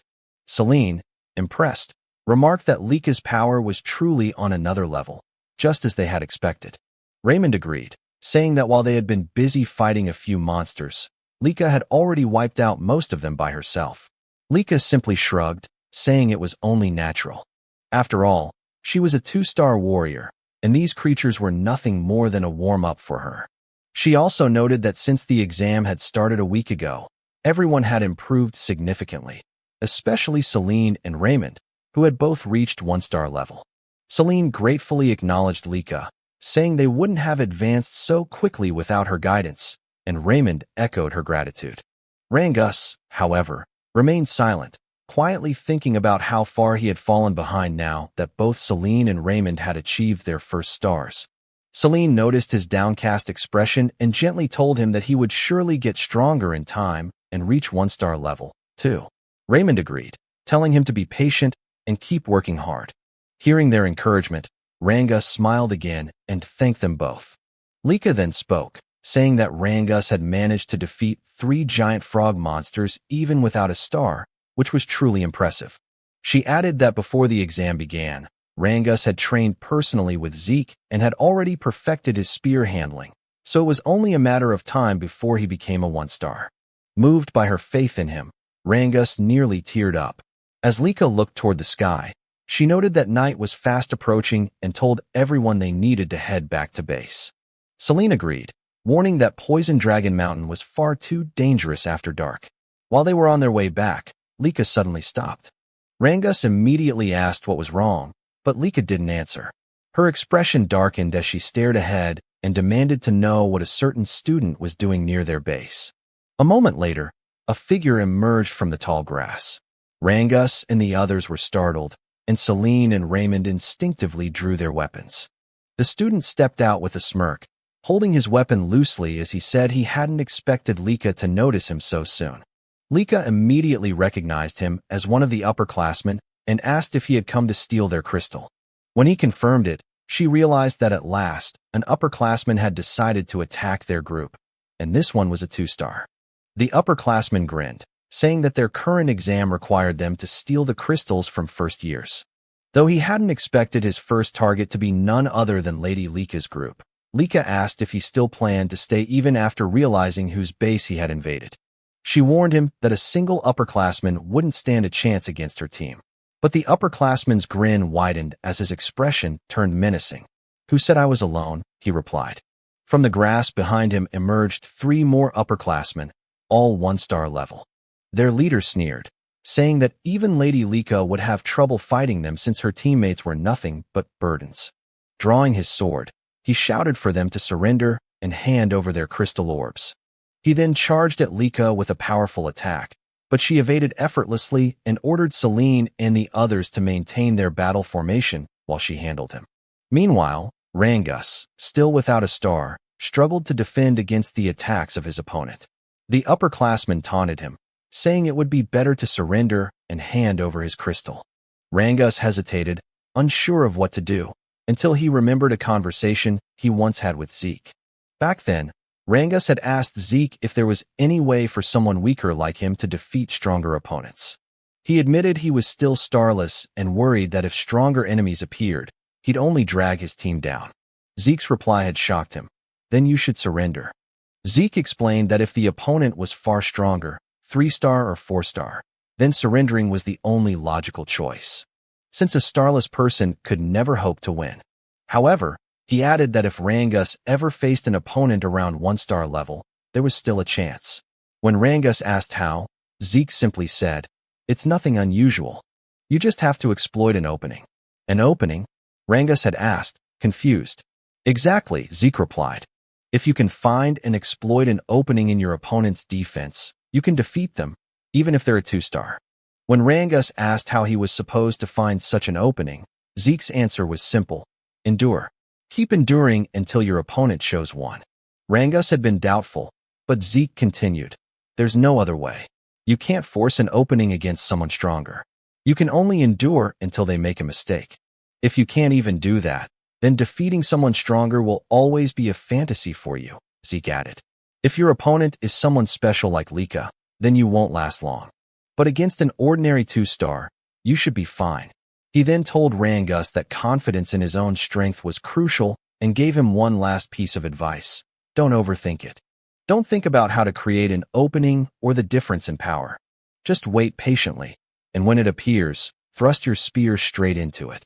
Now, in the midst of battle, Rangus clenched his fists as Zeke's words echoed in his mind. Since he was weaker, he had no choice but to endure every attack and wait for the right moment. The upperclassman grew more and more frustrated as Rangus continued to withstand his blows. Just fall down already, he shouted in anger, unleashing a powerful strike. But in that instant, Rangus saw it, the opening Zeke had spoken of. Without hesitation, he gathered all his strength and thrust his spear straight into his opponent's body. The upperclassman coughed, collapsed, and lost consciousness instantly. As he fell, a radiant light glowed on Rangus's chest, the mark of his newly awakened 1-star. Lika noticed immediately, surprised yet proud that Rangus had taken down his opponent.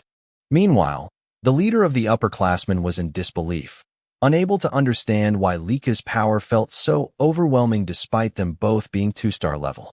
Lika realized that ever since mastering the axe arts technique Zeke had recommended, she had learned to channel greater force and energy into her great sword, which explained the vast difference in power.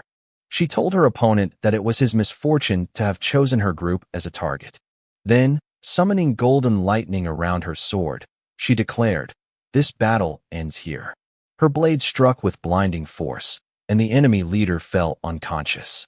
After ensuring the enemies were defeated, Lika rushed back to her team and asked if everyone was safe. Once confirmed, the group cheered in relief. They had just won their first battle against upperclassmen. Celine and Raymond congratulated Rangus on reaching 1-star level, and Rangus thanked them with a bright smile. Lika looked at her team proudly, realizing that now all of her members had finally manifested their first stars. With that, she said that the next battles ahead would be much easier. Then, with a thoughtful expression, she wondered aloud how Zeke was doing. Meanwhile, elsewhere in Poison Dragon Mountain, a terrified upperclassman was running for his life. Tears streamed down his face as he muttered repeatedly, "Please don't come here. Zeke, don't come here." He cursed under his breath, trembling in fear, asking himself just what kind of monster that boy named Zeke really was. Moments later, the upperclassmen were running frantically, shouting for help, hoping and praying that Zeke would not follow them. As Zeke dragged along one of the upperclassmen he had just defeated, the others cursed in fear and confusion, asking what kind of monster or demon he was. Holding the corpse of a giant snake beast in one hand, Zeke grinned and mockingly asked what their problem was, wondering aloud if no one else wanted to play with him. The upperclassmen, now completely terrified, called him insane as they continued to flee. Some questioned why a lowerclassman like Zeke was the one hunting them down when it should be the other way around, that the upperclassmen were supposed to be the hunters, not the hunted. Suddenly, one of the fleeing upperclassmen tripped and fell. As he struggled to get back on his feet, he froze. The moment he lifted his head, Zeke was already standing right in front of him. With his crimson eyes faintly glowing, Zeke sighed and said he was getting tired of chasing him. He reached out his hand, offering to help the upperclassman stand up, but calmly added that once he did, he would have to fight him. The upperclassman's eyes widened in pure horror before his body went limp, and he collapsed unconscious on the ground. Zeke tilted his head in confusion, muttering to himself and wondering what had just happened to the man. He looked around and asked out loud what was going on with the upperclassmen, questioning why they had suddenly become so defensive and cowardly.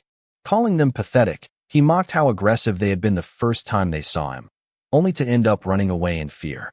He then smirked and shouted for the others not to leave him behind. Just then, Zeke felt a faint presence nearby. Turning toward his side, he asked whoever was watching him why they didn't come closer if they wanted a better look. When he received no reply, Zeke chuckled and said that since the observer was still watching without interfering, it must mean there was nothing wrong with what he was doing. With that, he said he would stop holding back and continue his little game with the upperclassmen. From the direction where Zeke had sensed the presence, a man emerged. It was one of the overseers monitoring the examination. Beads of sweat rolled down his cheek as he whispered to himself, unable to comprehend what kind of child Zeke was. He had witnessed Zeke defeat upperclassmen who were supposed to be far stronger than him. And even more astonishingly, Zeke had sensed his hidden presence. Realizing the gravity of what he had just seen, the overseer decided he had to report everything immediately. Meanwhile, at the camp outside Poison Dragon Mountain, Freya was taken aback when several observers arrived to make their report. According to them, it had been 1 week since the examination began. At present, 30% of the lowerclassmen had already dropped out, while the remaining ones were gradually adapting to both their environment and the dangers of Poison Dragon Mountain. One of the observers added that they did not expect many more lowerclassmen to withdraw from the test. When Freya asked about the upperclassmen, however, the observers exchanged uneasy glances and couldn't answer her directly. Freya's expression darkened, and she ordered them to speak clearly. Finally, one of them admitted that the upperclassmen were constantly fleeing. Freya frowned, momentarily lost in thought, and asked why they were running away. What exactly were they escaping from? She pointed out that, to her knowledge, there were no monsters within Poison Dragon Mountain that could threaten the upperclassmen. One of the observers then explained that they were not running from a monster, they were running from Lord Zeke. Freya raised an eyebrow and asked why they would flee from him. The observer took a deep breath and said that Zeke had been relentlessly attacking and hunting the upperclassmen. At first, they tried to fight back, but eventually, they had no choice but to run. Another observer spoke up, asking what kind of person Lord Zeke even was. Based on what he had seen, Zeke seemed to be enjoying himself, gleefully cutting down upperclassmen and hunting them like prey. For him, it was something completely unprecedented. A second observer nodded in agreement, saying that even though Zeke was the son of the Eldragon family head, he was far from normal. To them, Zeke was no longer just a prodigy. He was something beyond, a true monster in human form. Freya listened quietly, then spoke with a calm but serious tone. She admitted that she had also suspected Zeke was unusual from the very beginning. Unlike the others, he had chosen to take the exam alone and appeared completely relaxed upon entering Poison Dragon Mountain. That could only mean one thing. Zeke never planned to hide from the upperclassmen. From the very start, his intention had been to hunt them down himself. Remembering the look in Zeke's eyes when they first met, Freya couldn't help but think that the boy was indeed a monster. Suddenly, one of the observers frowned, asking what that strange sound was. Freya's lips curved into a faint smile as she said that what they were hearing was something she had been waiting for. A man then approached and asked Lady Freya where they should place the massive cage they had brought. Freya told them to leave it where it was and thanked them for their work. When the observers turned to look at the cage, their eyes widened in shock. They immediately asked what kind of creature was inside, and some even questioned whether Freya truly intended to release it into the mountain, as the creature's aura alone revealed it to be at least a 3-star level beast, far too powerful for any of the students to handle. But Freya, clearly pleased, reassured them that there was nothing to worry about. Adjustments had already been made to the creature. It would only target individuals of 2-star level strength or higher. Ordinary students would not suffer serious harm. One of the observers then asked why such a creature was suddenly being released during the exam. Freya replied calmly that it was a direct order from their family head, Balza. In her mind, she wanted to witness the abilities of the boy whom their soldiers had already begun calling a monster. She wanted to see whether Zeke could survive against such a being. With that thought, she ordered that the mysterious creature be released into Poison Dragon Mountain at dawn. The next morning, deep within Poison Dragon Mountain, Rangus and his team suddenly stopped in their tracks as the ground trembled violently beneath them. Lika frowned, saying she had a bad feeling about the tremor. Raymond wondered if perhaps the upperclassmen had caused it, but Rangus shook his head, saying it was most likely the work of a beast, probably a massive anger boar. Still, Lika couldn't shake off her unease and said that something about it felt different. A moment later, a second, stronger quake shook the mountain. As a giant tree began to fall toward them, Lika's instincts kicked in. She shouted for everyone to move, and the group jumped aside just in time as the enormous trunk crashed down where they had been standing seconds earlier. When they turned around, Lika froze in disbelief. Celine gasped and asked what kind of creature it was, while Rangus's face went pale and sweat dripped down his temples. In a trembling voice, he said they needed to run immediately because standing before them was a colossal golem.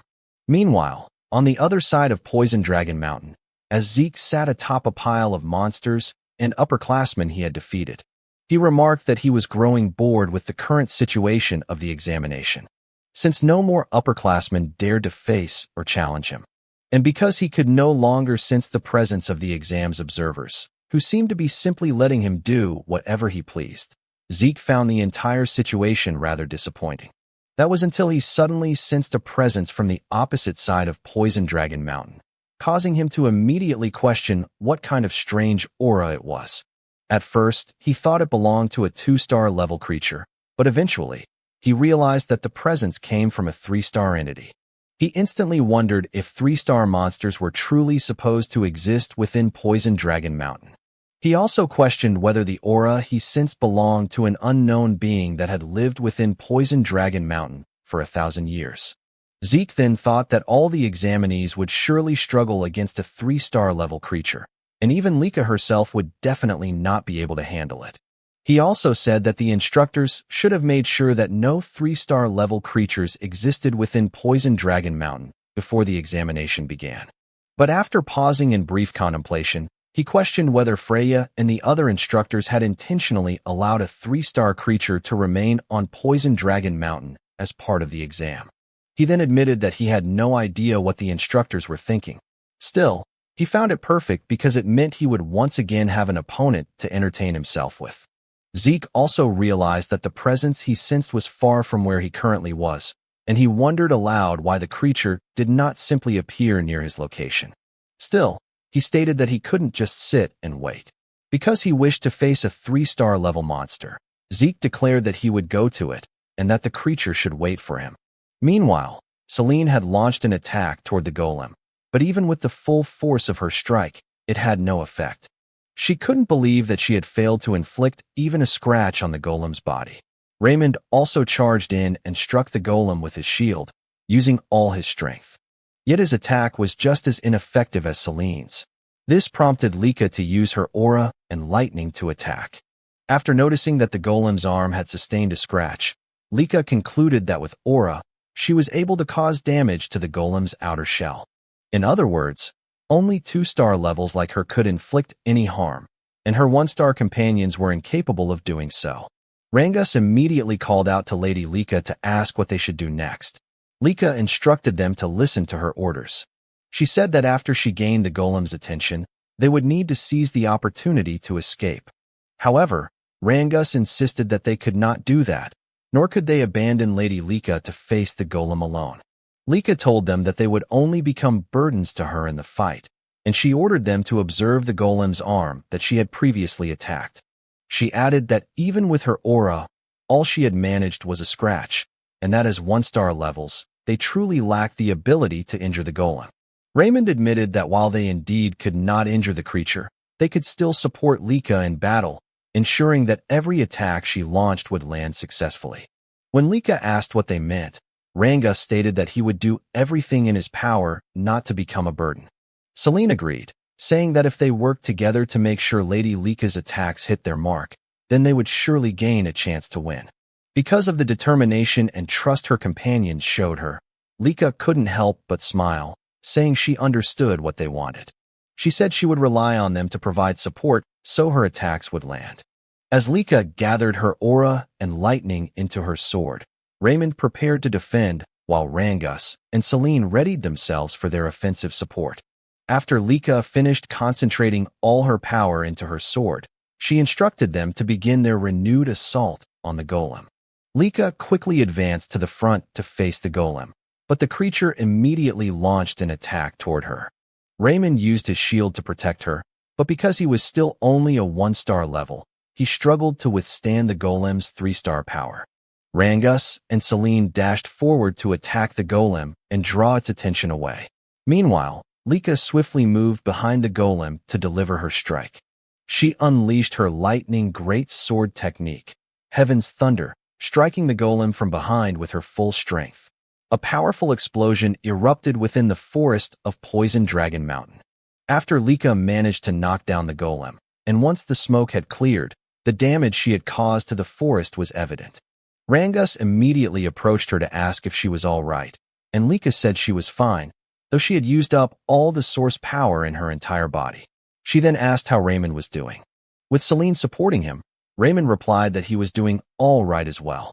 But when Lika said that they should return to their base, she suddenly sensed the golem's presence again behind them. She quickly shoved Rangus away, resulting in Lika being the one seized by the golem. As the golem held her, she couldn't believe that it was still capable of moving. She realized she had grown too complacent after her attack.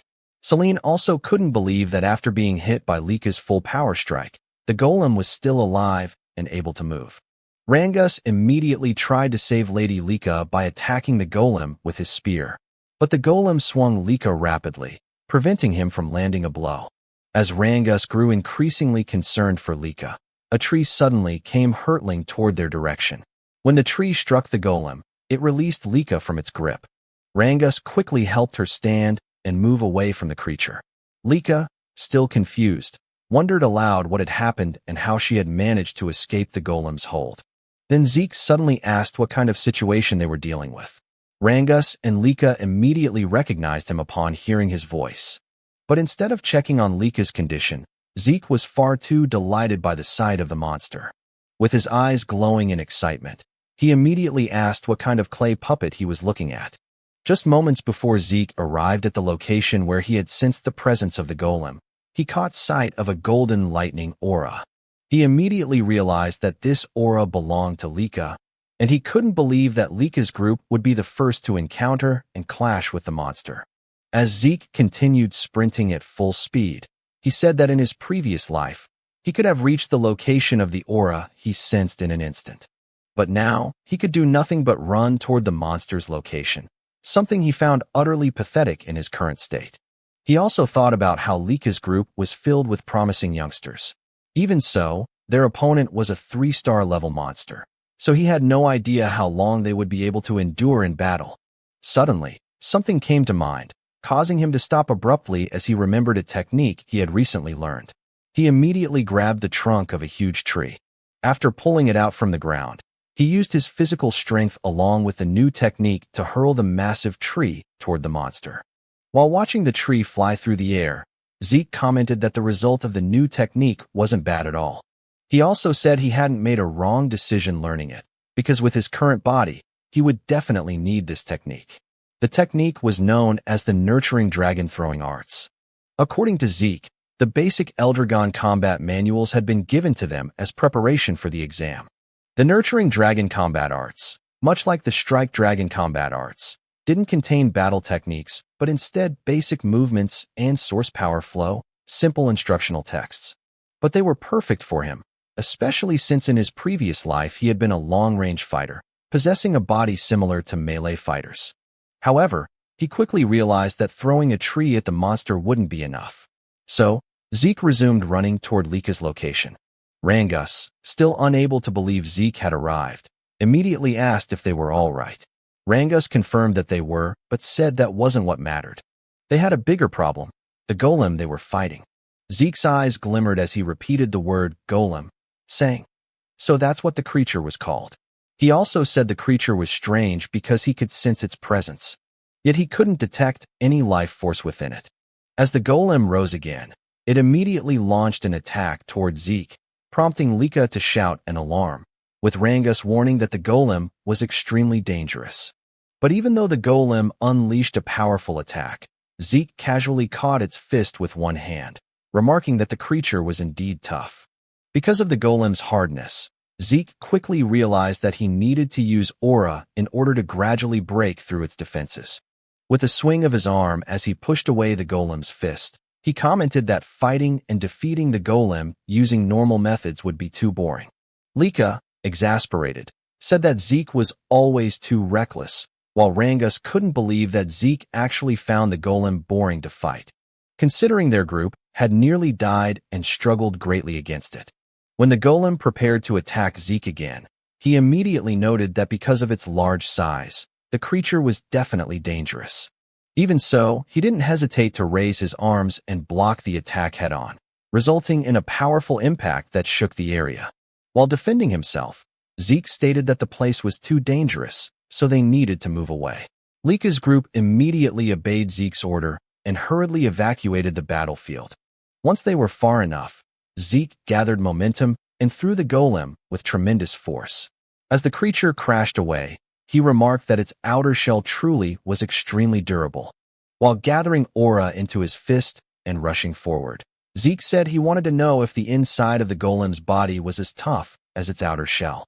After leaping into the air, he declared that it was time to find out whether its interior was just as hard.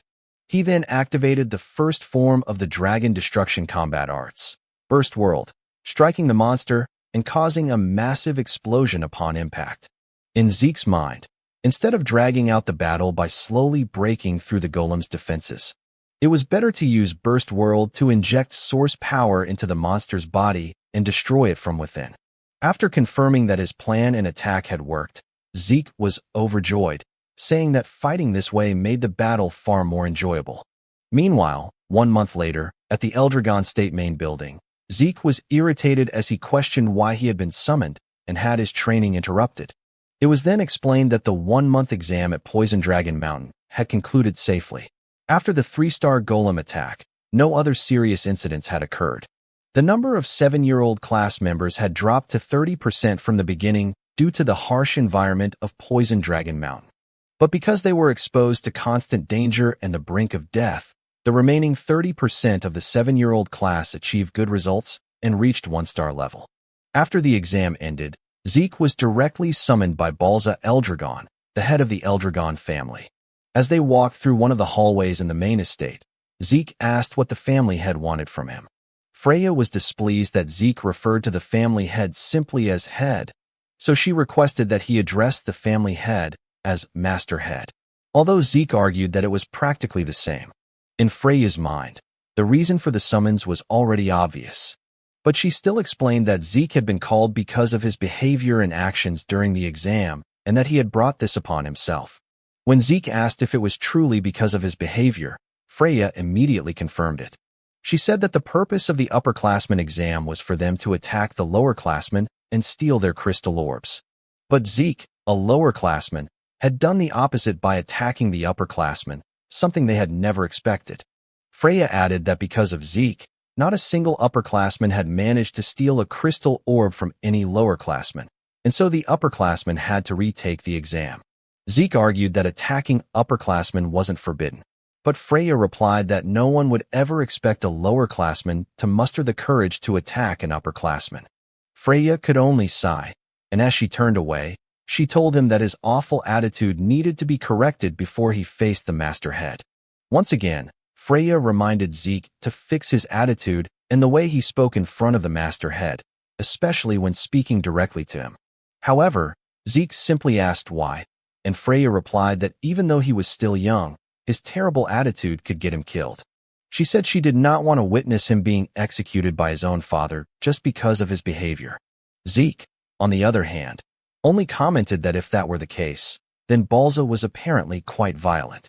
After they reached the door, Freya knocked immediately and, after addressing Balza as Master Head, introduced herself as a member of the Black Dragon Corps, Freya Winkik, and stated that they had come in response to the Master Head's summons. Balza then spoke in a serious tone, telling them that they may enter. After Freya opened the door and they stepped into the room, she immediately stated that she had brought Zeke according to the Master Head's orders. While Balza was still writing, he suddenly looked up at Zeke and seriously asked him why he had attacked the upperclassmen during the examination. Zeke fell silent for a moment, then said that everyone kept asking him the same repeated questions. So instead of answering, he decided to ask his father whether he was not allowed to attack the upperclassmen during the exam.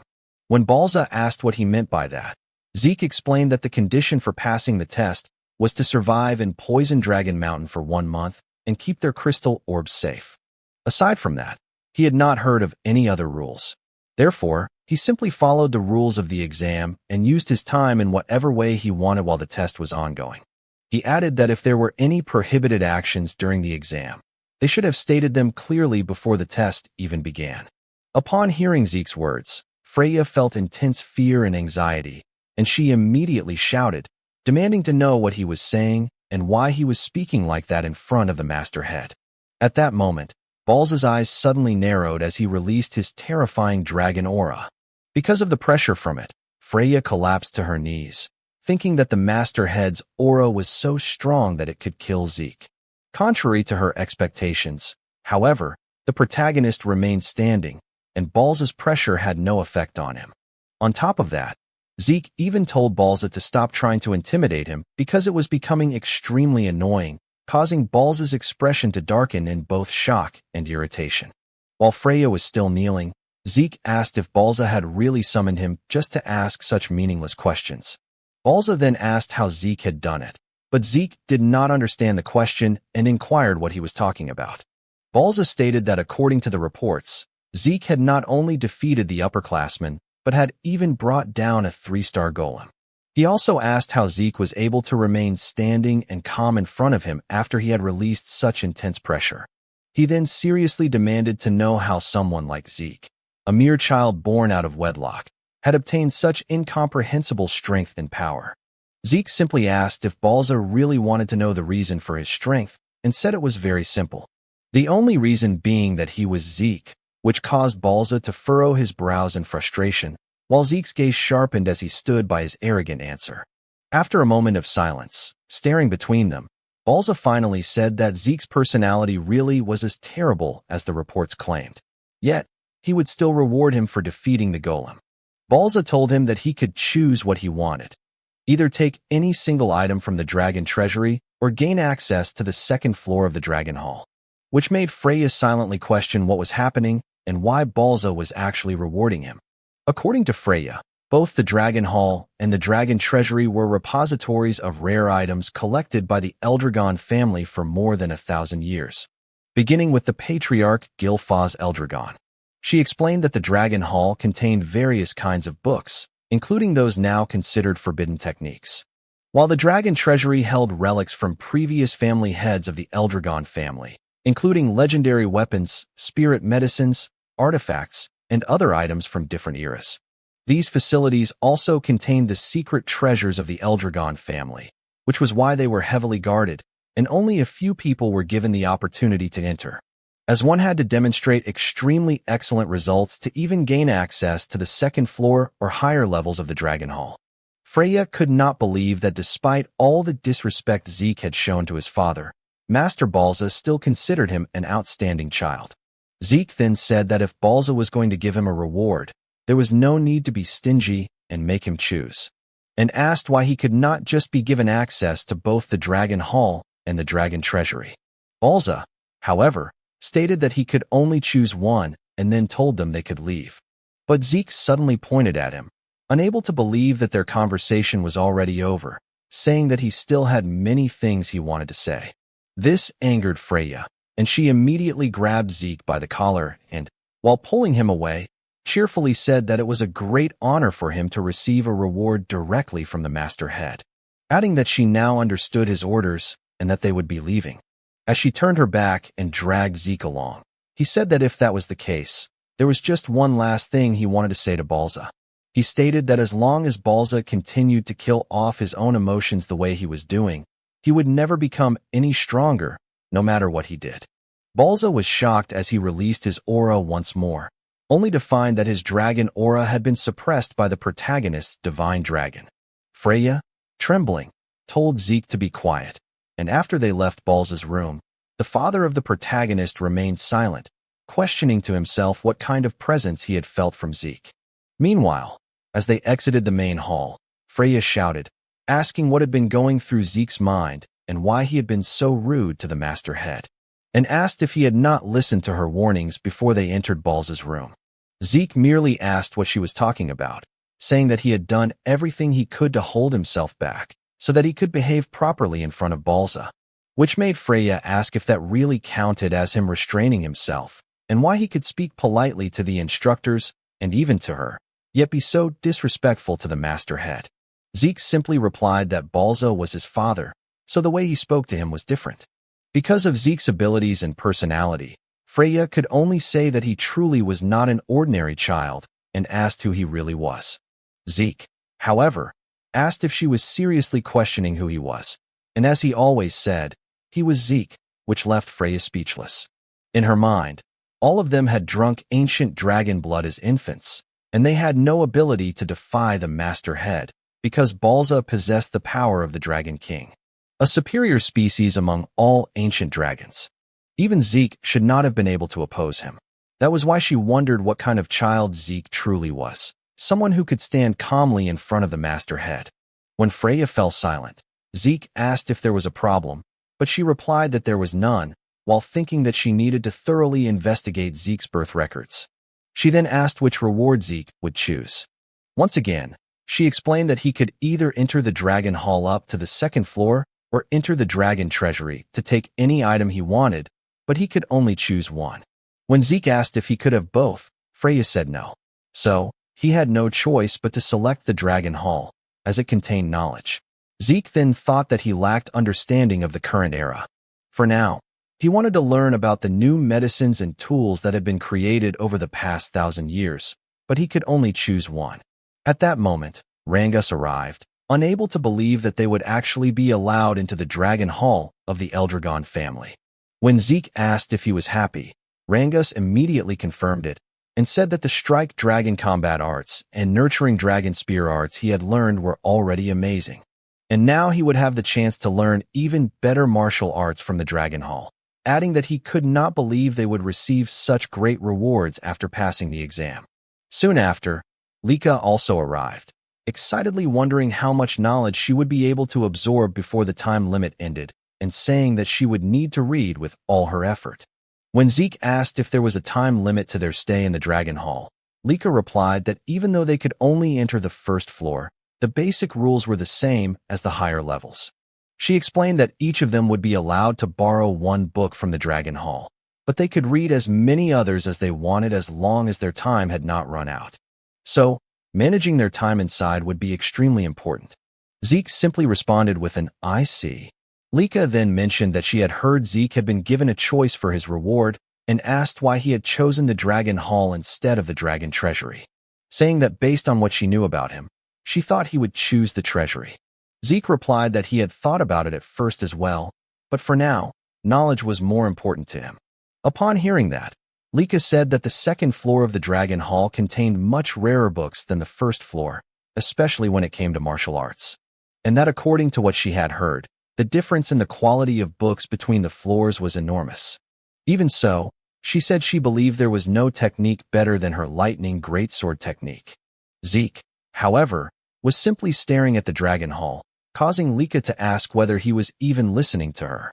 When they finally arrived at the Dragon Hall, the Guardian announced that their time limit inside would be 5 hours and reminded them to use their time wisely and to remain silent while inside. Zeke was unsure if 5 hours was considered long or short for them, but Lika said that it was already a generous amount of time compared to others who were only allowed 2 to 3 hours inside the Dragon Hall.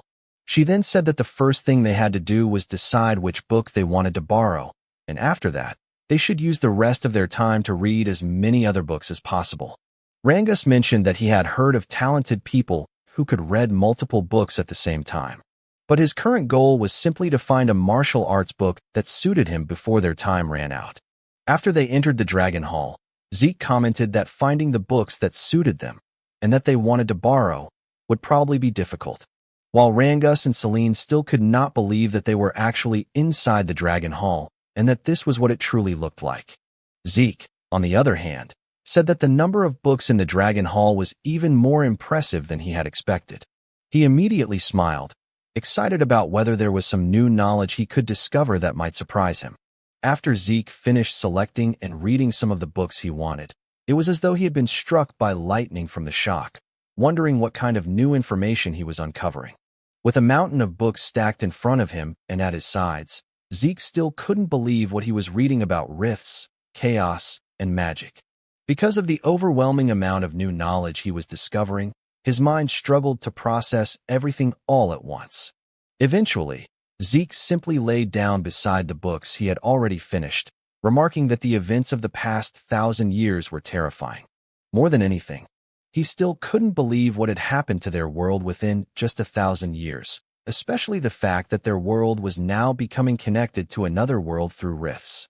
According to the information he discovered, 900 years ago was the first time the dimensional wall was torn after a rift appeared. Beyond that rift lay a chaotic world, now known as the Chaos Realm.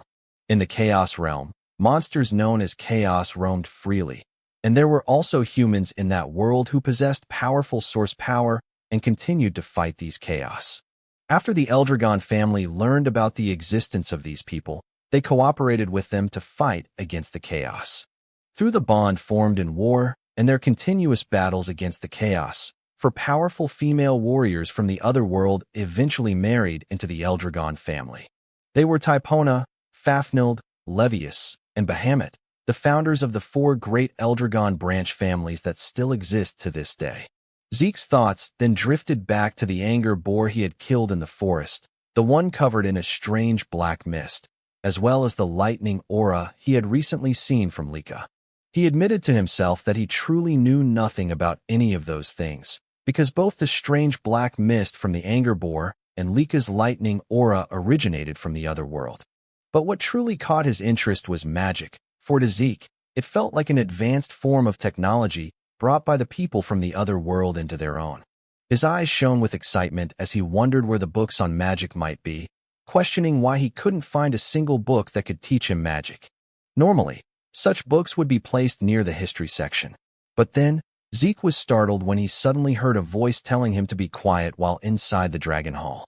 When he turned around, he noticed a golden aura in the darker area of the hall, and immediately wondered how it was possible for him to hear a voice even though he sensed no presence.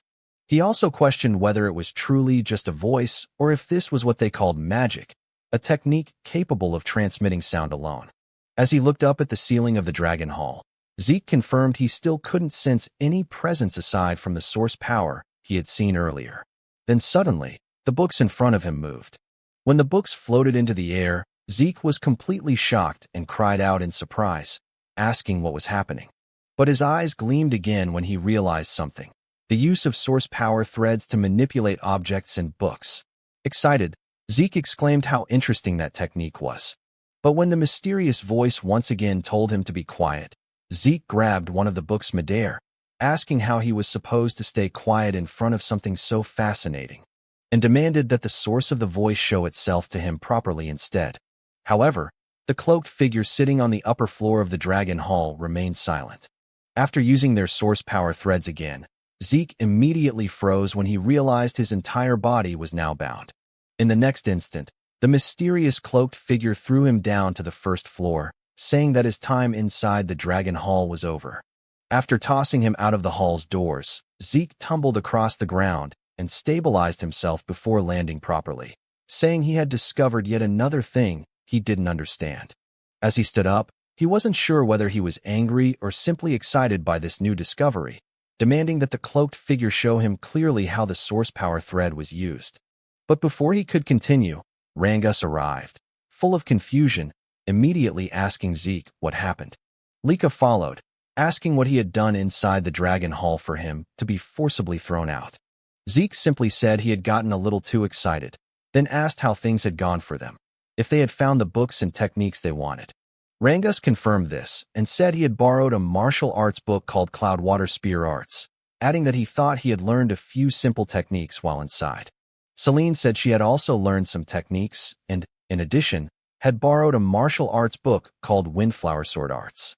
Raymond said he had learned about the Eldragon-style Guardian Sword Arts inside, and the book he borrowed was also Eldragon-style, specifically about Guardian Shield Arts. Zeke greeted them awkwardly, thinking to himself that all the techniques they had borrowed were ones he had created in his past life as mere pastimes.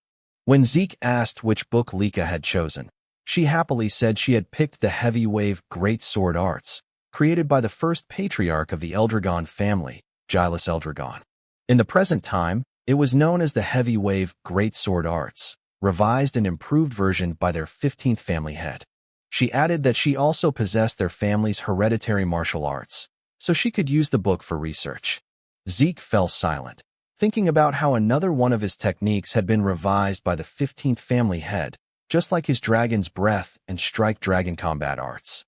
He also remembered seeing many books in the Dragon Hall related to his other techniques from the past, but most of them now had improved versions placed alongside the originals. He wondered if the 15th family head was behind all those improved versions, finding the man more and more intriguing. When Zeke glanced back at the Dragon Hall, he thought that he had originally assumed things would become boring after entering it. But now, he could no longer wait for the next chance to go back inside. 5 years later, as Lika walked down a hallway, she suddenly stopped and wondered where Zeke and Rangus were. Just then, their classmates arrived and greeted Lady Lika, informing her that Lord Zeke and the others were currently at the training ground practicing. Again, Lika Typhona, she muttered before thanking her classmates. She was now 12 years old. When she arrived at the training ground, she immediately saw Rangus, Raymond, and Celine preparing to attack our protagonist, Zeke, who was now also 12 years old. Meanwhile, in Balza's office, he received a report about the appearance of a special rift. When he asked the person on the other end whether the report was truly reliable, it was immediately confirmed. The man reporting was Ein, captain of the Black Dragon Corps, who stated that according to their investigation, there was roughly an 80% chance that water magic existed inside this newly appeared special rift. Balza responded that the location where the rift had appeared was an extremely troublesome spot, and he questioned why, out of all the places within their territory, the special rift had manifested there. Still, they could not afford to ignore it, as there was a high probability that magic water existed inside the rift. According to Balza, anyone who drinks magic water becomes a mage, because those who consume it gain a special constitution that allows them to convert source power into a different force known as mana. He further explained that the emergence of mana-based magic introduced entirely new techniques to the world and, at the same time, sparked fierce territorial struggles over the sources of magic water known as magic springs.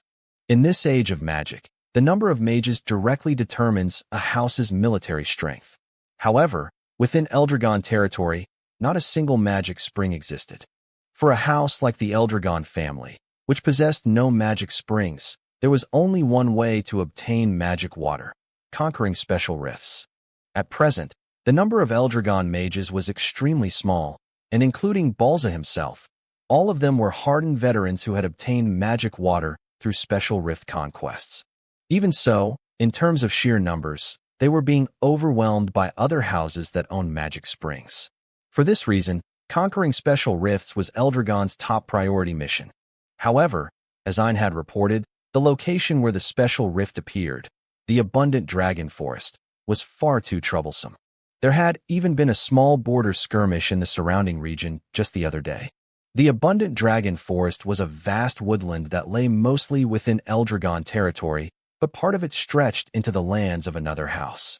Those who claimed broader ownership of the forest and referred to it as the Great Abundant Forest were the Kerberos family. Ein added that the rift itself was certainly within Eldragon lands, but considering its scale and position, the special domain formed around it might extend into Kerberos territory. Knowing those mongrels, there was a high chance they would swarm toward it. Balza remarked that their noses were the only thing they were good for, and in any case, they would detect the special rift sooner or later. Thus, the Eldragon family had to prepare with a struggle against them in mind. Since it was a special rift, both sides would have limited options, but they needed to act before the Kerberos family caught on. With that decided, Balza immediately instructed Ein to inform all dragon nests at once and announced that a selection exam would be held as soon as possible. Meanwhile, at the training grounds, Lika commented that Rangus and the others really went all out every time they trained with Zeke. In the middle of it all, Zeke remained calm as he waited for their attacks. As the three of them attacked Zeke simultaneously from different directions, Zeke's expression darkened as he strengthened his body and accepted all of their blows at once. With the sharp tip of Rangus's spear pressed and embedded into the hero's cheek, Zeke remarked that their coordination was good, but that Rangus was putting too much force into his spear, which ruined the true strength of spear arts. At the time, Rangus was 11 years old. As for Celine, who was 12, Zeke advised her that she focused too much on speed and the number of strikes, leaving no weight behind her attacks, and that she needed to find a proper balance. Raymond, who was also 12, was told by Zeke that his movements and use of the shield were good and correct. Even so, Zeke stated that all of them were still far too passive, and he told them to get more accustomed to attacking. Once again, he instructed them to come at him. As Rangus charged forward again, Lika remarked that watching their training was still completely insane. When Zeke asked what exactly she found so crazy about it, Lika replied that letting himself get hit bare-bodied without using source power was total madness. Zeke simply asked what she was talking about, and said that this was proper training for him. Shouting toward Lika while flexing his muscles beneath his shirt, he told her that she should witness the fruits of his training. Zeke added that because of this training, his body had become sturdy even without source power. Lika complained that Zeke should at least have them stop attacking while they were talking. But at that very moment, Rangus delivered a powerful spear strike from behind Zeke. Rangus declared that Lika should look closely at his attack to see just how insane Zeke's body truly was. This caused Lika to shut her eyes and clutch her head, muttering that all of them were truly abnormal. Not only did Zeke refuse to use any bodily defense, but Rangus and the others continued attacking him with full force. Raymond suddenly asked how Zeke could possess such incredible defense without using source power, while Celine said that it was far too mysterious to be explained by the human body. Lika told them not to lump Zeke in with humans, because Zeke was not one of them. She then asked if they knew what the seniors used to call Zeke and revealed that he was known as the Eastern Hall's demon child. This prompted Zeke to ask whether that title was meant as an insult before questioning what Lika's purpose was in coming to see them and whether she wanted to join their training. Lika replied that training was fine, but there was something she wanted to tell Zeke first. When Zeke asked what it was, Lika said it looked like they would soon be seeing children from the other dragon nests, and much sooner than expected. Rangus was visibly shocked by this, while Raymond commented that he had figured it would happen someday, though he hadn't expected it to be so early, and that it was finally time to meet them. When Celine asked if this was for the next test, Lika replied that even she didn't know the details. Zeke then asked where Lika had picked up such rumors, to which she answered that she simply observed the instructors, their conversations, and their movements. Zeke said that he had never paid attention to such things, meaning gossip and rumors from instructors, the way Lika always did. Lika responded that regardless, they needed to be careful because the West Hall had that guy. By that guy, she meant one of the next head candidates besides herself and Zeke. Zeke merely said that now it sounded fun. A few days later, the students of the East Dragon's Nest were gathered in the arena, including several students who were being introduced for the first time.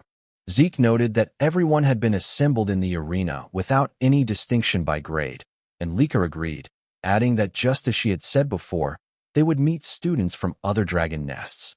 After a short while, the students suddenly fell silent as Freya arrived and immediately ordered them to quiet down. Once the students were lined up before her, Freya announced that 3 days from now, they would be fighting the children of the other dragon nests. Again, Freya announced that 3 days from now, they would be fighting the children of the other dragon nests, also known as the Dragon Halls. This immediately caused murmurs to spread among the students, as many of them could not believe that they would be facing students from other dragon halls this time. According to them, battles between students of different dragon halls usually only happened during graduation exams, so they could not help but wonder why such a fight was suddenly being held. Now, Freya explained that there were various reasons behind it, but she could not discuss the details yet. She then added one more thing she wanted to mention. Those who won these matches would be given a special mission. Upon hearing this, Zeke's eyes immediately lit up with excitement. He began to wonder if the special mission Freya mentioned would be worth fighting for, and in his mind, the situation was becoming more and more interesting. Freya then told the students that the matches would be elimination style, with 7 participants selected from each of the East, West, South, and North halls. She also said that the students themselves would decide who would compete and that the selection had to be finished today. One of the upperclassmen asked Freya if those 7 fighters would be chosen only from among the upperclassmen. In response, Freya simply asked him what he thought was the reason she had gathered every student of their hall there, then stated that participants would be selected from all grades. This caused several upperclassmen to look slightly shocked, and they immediately began questioning what the lowerclassmen could possibly do against students from the other dragon halls. According to them, there was not a single lowerclassman capable of fighting on equal footing with the upperclassmen, as all lowerclassmen were weak beings. However, before leaving, Freya bluntly stated that she did not care either way and that they should decide everything among themselves today. As soon as Freya left, one of the upperclassmen named Rick suddenly shouted, telling all the lowerclassmen to listen to him. He declared that the 7 fighters would be chosen from among the upperclassmen and asked if any lowerclassmen had a problem with what he said. Lika immediately shouted back, saying that she did have a problem with Rick's decision. She stated that it was obvious they should also select from the lowerclassmen because they had just as much right to participate in the battle. Rick looked at Lika with a mocking smile and said that she seemed to be under some misunderstanding. What they were discussing, according to him, was everyone's ability. He added that no matter how noble Lika's bloodline was, in a contest of skill, it meant nothing. In response, Lika slowly walked toward Rick as her aura burst forth. As she revealed her 3 stars, she asked him if ability was truly what they were talking about when choosing who would fight the other dragon halls. The upperclassmen were shocked, unable to believe that Lika was already at the 3-star level. Some of them had heard rumors that she was only at 2 stars, so they began questioning how this had happened. Lika merely said that she agreed with Rick's statement that strength and ability should be the basis for choosing who would fight the other dragon halls. She then loudly asked Rick if there were 7 upperclassmen stronger than her, and if not, then they should also select from the lowerclassmen.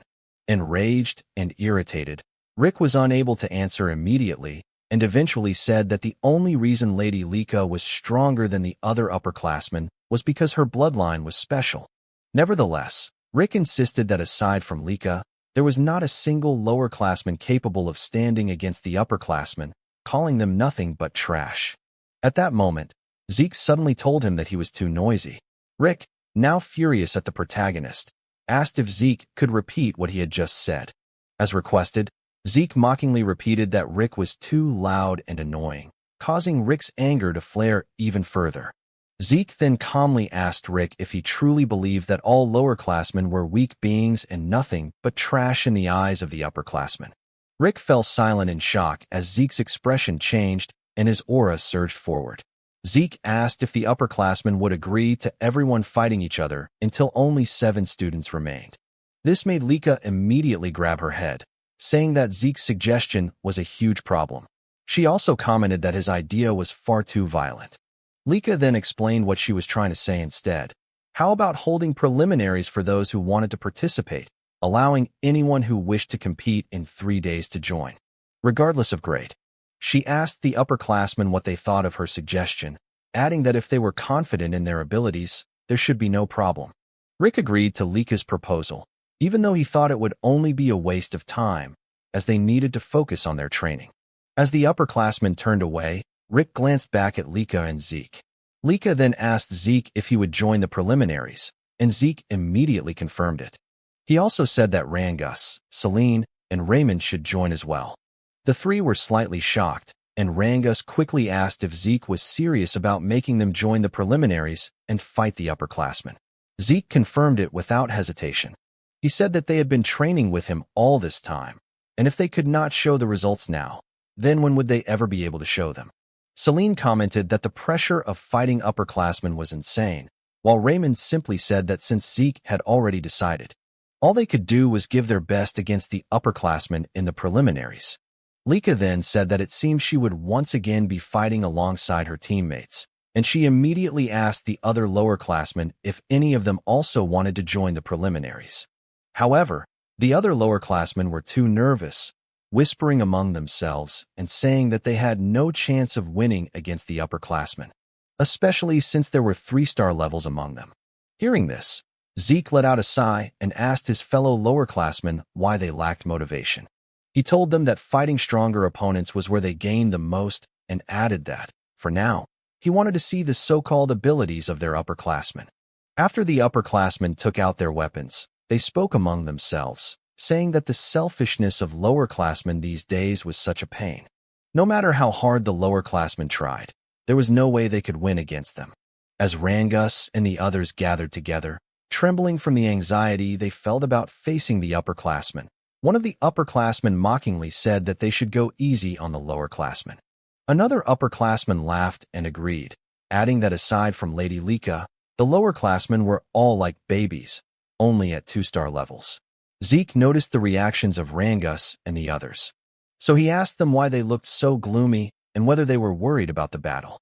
Rangus immediately confirmed it, saying that their opponents were all 3-star upperclassmen, so it was only natural to feel worried. Zeke then reminded them that they had trained hard with him for the past 5 years and had done well in their training. Because of that, he said they needed to have more faith in themselves. Celine and Raymond were immediately encouraged by Zeke's words and reminder, while Rangus still could not completely shake off the nervousness he felt about the upcoming fight. Suddenly, one of the upperclassmen shouted, telling them to stop chattering because they were just wasting precious time, and that upperclassman did not have time to waste on lowerclassmen. He told them to hurry up and start the fight already, saying they would teach the lowerclassmen their proper place. However, in less than a minute, the spectators could not believe what they were witnessing, immediately questioning what was happening and how the lowerclassmen had managed to defeat the upperclassmen so easily. Some of those watching even wondered if the upperclassmen were really this weak this year, but others said it was not that the upperclassmen were weak. Rather, the lowerclassmen they faced were simply monsters.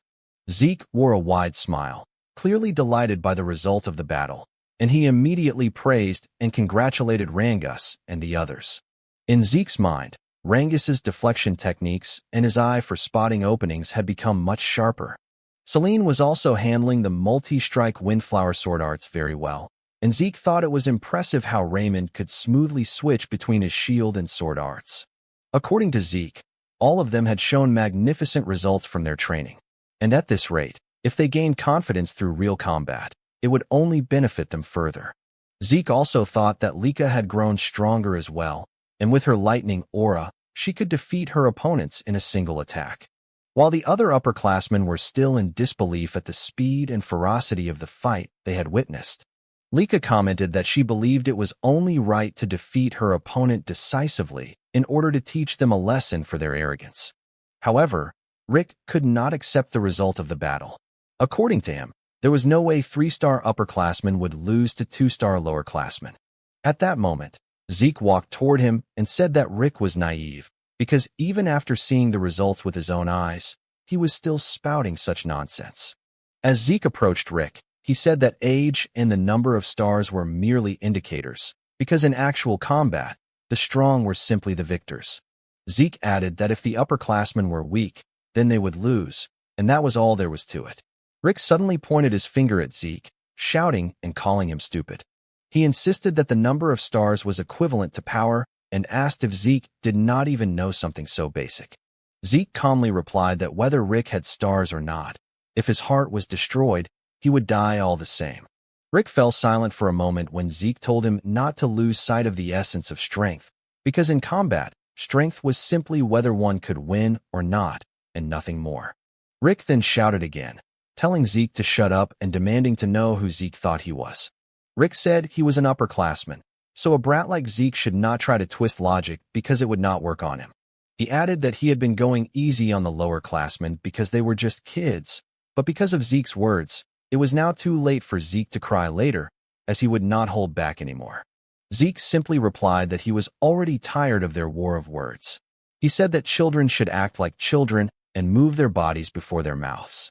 And since only the two of them were left in the arena, he asked Rick to show the martial arts he had mastered and was so proud of, as well as how much he had trained. This only made Rick boil with rage, shouting at Zeke not to underestimate him. Rick immediately charged forward with his great strength technique, using all his power. However, before Rick's attack could even land, Zeke's eyes suddenly emitted a golden light, and with a single punch to Rick's face, Rick was sent flying across the arena. After that, Zeke even laughed, saying that Rick had indeed trained well. Because of Zeke's remark, the entire audience fell silent, as did Rick, who remained kneeling on the ground. Other students quickly agreed with Lika's comment that Zeke was truly ridiculous for saying Rick had trained well, because before Rick could even show the results of his training at the Dragon's Nest, he had already been defeated by Zeke. Meanwhile, at the West Hall training grounds, students could be seen groaning in pain, clutching various parts of their bodies from the injuries they had sustained after the battle. After letting out a deep sigh, one man said that every single one of them was useless. This man was one of the candidates for the next family head, Zeke Eldragon. Soon after, other students arrived, and one of them addressed him as Lord Vanille, reporting that the selection here was already complete. This man, Alan, Vanille's right-hand man, was a 3-star level, and behind him were the other 3-star students who had passed the selection, including Retin, who was only 12 years old. Vanille immediately noticed Retin and called him over, asking if he was truly already a 3-star level despite being a lowerclassman. When Retin confirmed it, Vanille praised him, saying that he liked competent people like Retin. Vanille added that if Retin proved useful, he would make him one of his subordinates. Retin immediately bowed and thanked Vanille, thinking to himself that Lord Vanille had acknowledged his strength and that with Lord Vanille here, there was no way the West Hall would lose to the other halls. Retin also believed that if they achieved great results in the special mission, Lord Vanille would become the next head of the Eldragon family, and when that happened, he would become a direct subordinate of the family head. Alan then stepped closer to Vanille and said there was something he needed to inform him about.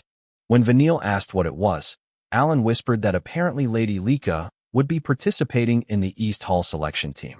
This made Vanille scratch his head in irritation, with annoyance clearly visible on his face. He said that Lika was an endlessly annoying pest to him. He then stood up and said that it did not matter, because no matter how excellent Lika was, they would be the ones to win. Vanille declared once more that they would win, complete the special mission, and prove to his older brothers that the seat of the next family head truly belonged to him. On the day of the selection, all of the participants gathered along with the students of Dragon's Nest from the various dragon halls. Because of the sheer number of students who came to watch, Rangus couldn't help but feel nervous as he muttered that there were so many people in the arena.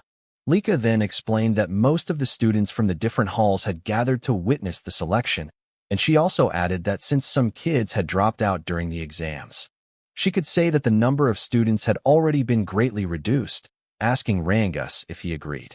Instead of answering her question, Rangus thought to himself that Lika was right, and that those who had dropped out of Dragon's Nest weren't here because they were called pseudo-dragons. Just like his dad.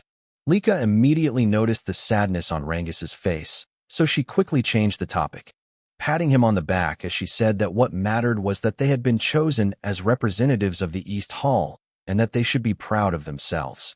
Rangus immediately agreed and said that he would do everything he could in the upcoming selection. Soon after, they noticed Zeke standing quietly among the participants of the selection. When they approached Zeke, Rangus immediately asked if something was wrong, while Lika also remarked that Zeke seemed unusually quiet today. Zeke replied that there was no problem and that he was simply gauging the fighting strength of the students around him. Suddenly, Rangus collapsed in shock when they heard a loud voice saying, as expected of Lord Zeke, to think that he can also do such a thing. When Zeke turned toward the source of the voice, he saw 2 students running toward them. At the same time, Zeke casually remarked that things had certainly changed. The 2 upperclassmen, who were also members of the selection and were currently running toward him, immediately agreed with what Zeke said. Rick added that after their battle, they had reconsidered their way of thinking, and even though he was part of Eldragon, he genuinely respected the strong. Zeke simply replied that it wasn't a bad thing, so it was fine. Meanwhile, Rangus burst into tears as he clung to Zeke's legs, saying that he was truly shocked by Rick's sudden shout as they helped Rangus stand up.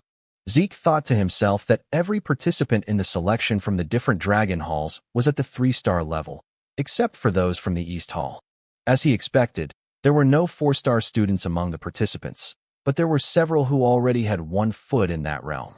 That was why Zeke was excited to see what kind of techniques he would witness this time. While they continued talking, a girl suddenly hugged Lika from behind, and Lika immediately recognized her as Sandy. Because of Lika and Sandy's loud voices, Zeke also turned his attention toward them. While still hugging Lika, Sandy said that it had been a long time since they last saw each other and asked how Lika had been. She also asked if anyone was bullying Lika, but Lika simply replied that she was fine. When Celine asked who the person hugging Lika was, Lika immediately introduced her as Sandy, her cousin Sandy Typhona, the daughter of the Typhona family head.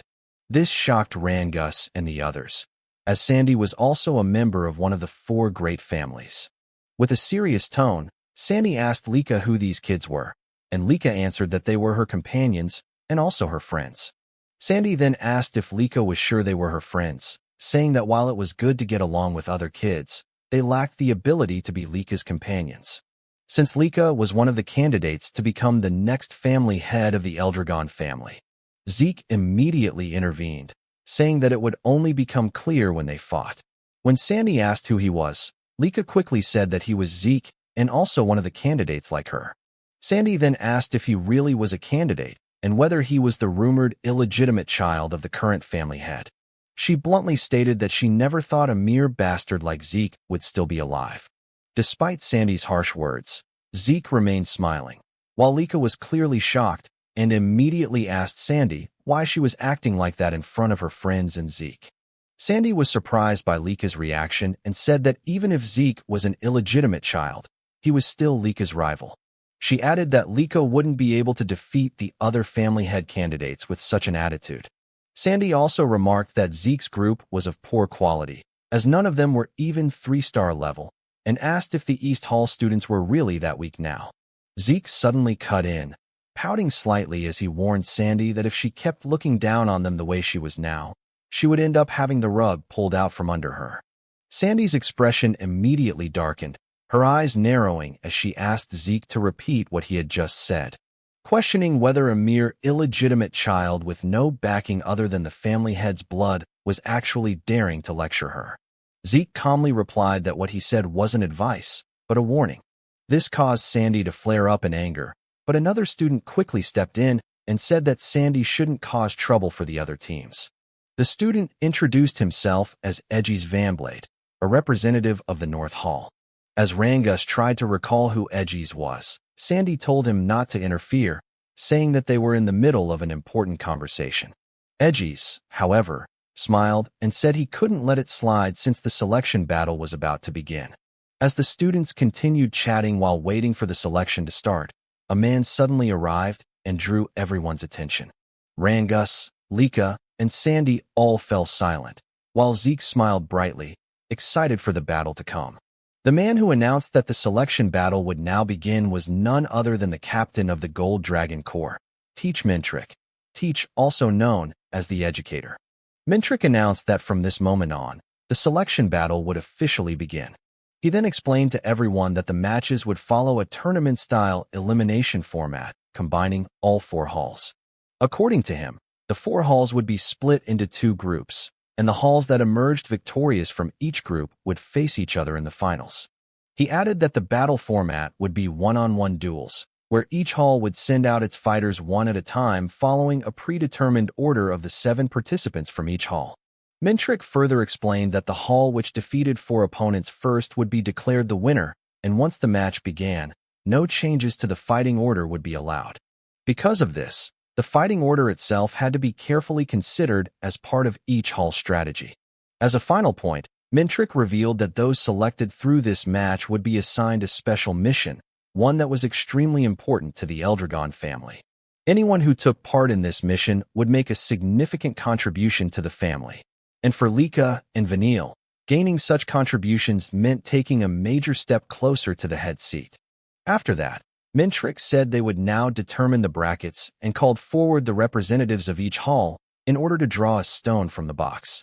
The first he called was Vanille Fafneild, the representative of the West Hall. As Vanille approached the officer holding the box, he immediately reached inside and took a stone. Afterward, Mintrick promptly sent him back to his position.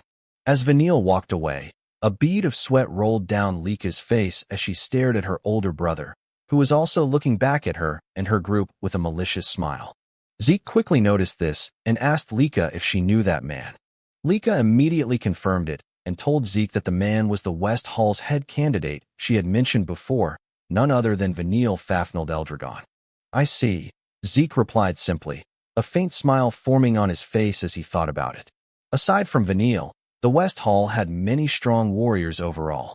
Not only that, Zeke could also tell that the other halls were well trained too, though everyone could clearly feel the difference in power between them. Soon, Zeke's gaze landed on Retin, and he thought that it had been a while since he last saw that face. According to Zeke, Retin already had considerable skill during the entrance exam, but to have reached the 3-star level at the age of 12 made Zeke smile, thinking that Retin must have trained extremely hard as well. Just then, Retin suddenly noticed Rangus, and his expression darkened with hostility as he questioned why Rangus was even included in the current selection. Students who recognized Rangus were also shocked, some even shouting in surprise as they wondered what Rangus was doing in the arena. Because of this, Rangus once again felt nervous. When Raymond noticed it, he immediately asked if Rangus was okay. Rangus hesitantly replied that he was fine, while Retin continued to stare at him with clear malicious intent. Soon after, Mintrick called the representative of the North Hall. After Edgies drew a stone from the box, Mintrick then called the representative of the South Hall, who likewise took a stone. Finally, he called the last representative from the East Hall. When Lika heard this, she immediately told Zeke that he was being called forward, causing Zeke to look at her in confusion as he asked why he had to be their representative. Lika calmly replied that the reason was simple. It was because he was the strongest in their group. Eric and the others immediately agreed with her, while Zeke questioned whether, in situations like this, it would be better to send the youngest member of the group instead. Lika merely asked what he meant by that, then added that they were all about the same age anyway before ordering Zeke to go forward and take a stone. With no other choice, Zeke accepted his role as the East Hall's representative and stepped forward. However, Sandy suddenly questioned why an illegitimate child like Zeke was chosen as their representative instead of Lika herself. Lika simply replied that it was because Zeke was the strongest among them. Even so, Sandy did not believe her.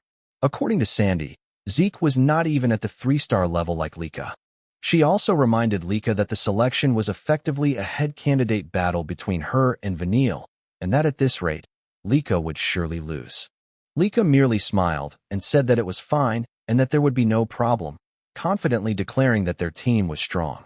After Zeke took the last stone from the box, Mintrick instructed each hall's representative to channel their source power into the stone they had drawn. As they did so, the stones began to glow, turning either blue or red. Mintrick then explained that the colors would determine the brackets, announcing that the first match would be East Hall versus North Hall, followed by West Hall versus South Hall. Upon learning that their first opponent would be the North Hall, Zeke's group immediately turned their attention towards Sandy and Edgies' team.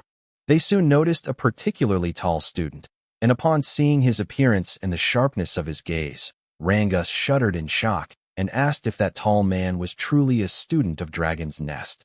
Lika confirmed it, though she had not expected that they would be facing Sandy's team in the very first match. Meanwhile, Sandy released her lightning aura and told Lika that this was a good opportunity to wake her up. Pointing at Lika's team, Sandy declared that she would thoroughly crush Lika so that she would remember her position and purpose in life. Lika, however, did not waver. As her golden lightning aura surged forth, she told Sandy to bring it on. At the same time, while holding the blue stone, Zeke noticed Edgies smiling calmly as he said that it looked like they would be fighting in the first match and that he was really looking forward to it. Seeing Edgies' reaction and hearing his words, Zeke replied that it seemed like they would get along, adding that he too was looking forward to the battle and could not wait to fight anymore. Meanwhile, after a brief moment of silence filled the entire arena, Mintrick declared that the first match would take place between East Hall and North Hall. As soon as everyone heard the announcement, Eric immediately told Lord Zeke that he would do everything he could to win his fight. However, despite his determined words, his expression betrayed him.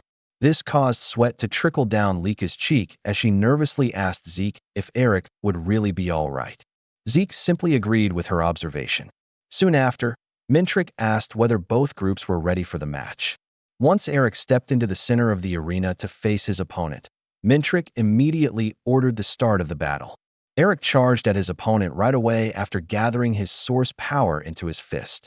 As Zeke and the others watched from the sidelines, Zeke couldn't help but wonder what the outcome of Eric's match would be. Lika responded by saying that, judging by their appearances, it was going to be a tough fight, and she quickly asked for Zeke's opinion. Zeke simply replied that there was no such thing as a guaranteed victory in any battle, unless they were talking about himself, since he was confident that his wins were always absolute. Lika then clarified that she wasn't referring to him, but to Eric, so Zeke decided to just focus on watching the fight. Zeke added that, in terms of skill alone, North Hall's fighter wasn't much different from Eric, and if Eric fought the way he normally did, he should be able to win. Lika immediately agreed but pointed out that this was their first time fighting in front of such a large crowd, and the pressure of representing their team was also a heavy burden. As Eric continued to receive relentless attacks, Zeke admitted that her words were true. After Eric was eventually knocked down by his opponent, Mintrick declared that the winner of the first match was North Hall. Because of this, Marin became extremely nervous, and despite her hesitation, she said she needed to win. Lika tried to comfort her, telling her not to be too anxious and that she would be fine. But in just a moment, Marin was also defeated by her opponent, leaving Zeke and Lika with nothing but a sigh. As Eric and Marin trembled, they apologized to Zeke for their losses. But Zeke simply laughed and said he already knew they were completely overwhelmed by the atmosphere of the arena. He added that they didn't need to worry, because if this were a real battlefield where life and death were at stake, the results would surely be different. Zeke cheerfully reminded them that the place they were in now was meant for learning and testing their strength. However, their team had already suffered 2 straight losses, making the next match extremely important, and Zeke immediately asked if Rangus understood that. Rangus, already overwhelmed with fear and shock, begged Zeke not to make him even more nervous, saying he had been anxious since morning. To make matters worse, he would be facing the largest and most intimidating member of North Hall. Zeke calmly reminded Rangus that he had already fought senior students before when they were forming teams. But Rangus insisted that none of the East Hall seniors had looked as frightening as this opponent. Rangus also admitted that fighting someone so intimidating in front of such a huge crowd made him extremely nervous, causing Zeke to sigh while gently holding Rangus's head and trying to calm him down. Zeke then wrapped his arm around Rangus and told him to carefully observe his opponent, asking what weapon he was holding. After taking a closer look, Rangus saw the massive sword his opponent carried. When Rangus told Zeke that his opponent used a sword, Zeke confirmed it and explained that Rangus was simply fighting someone holding a sword, so he didn't need to think about anything else. Zeke said that if his opponent thrust the sword, Rangus only needed to parry it. If the opponent slashed upward, he only needed to pull back. And if the opponent swung downward, he only needed to step forward and thrust his spear. Zeke emphasized that Rangus only needed to focus on dealing with the weapon in front of him, just like he always did. Because of Zeke's words, Rangus gradually regained his confidence. After Mintrick signaled the start of the match, Rangus's opponent immediately charged forward and used the triple leaf sword style technique called single blade branch. But before the attack could land, Rangus swiftly dodged it. The giant opponent followed up with the twin fong branch technique, launching a barrage of attacks. However, Rangus skillfully dodged and parried every strike, growing more focused. After once again dodging his opponent's sword swing, the giant used another technique called Leaf Storm Dance to attack Rangus.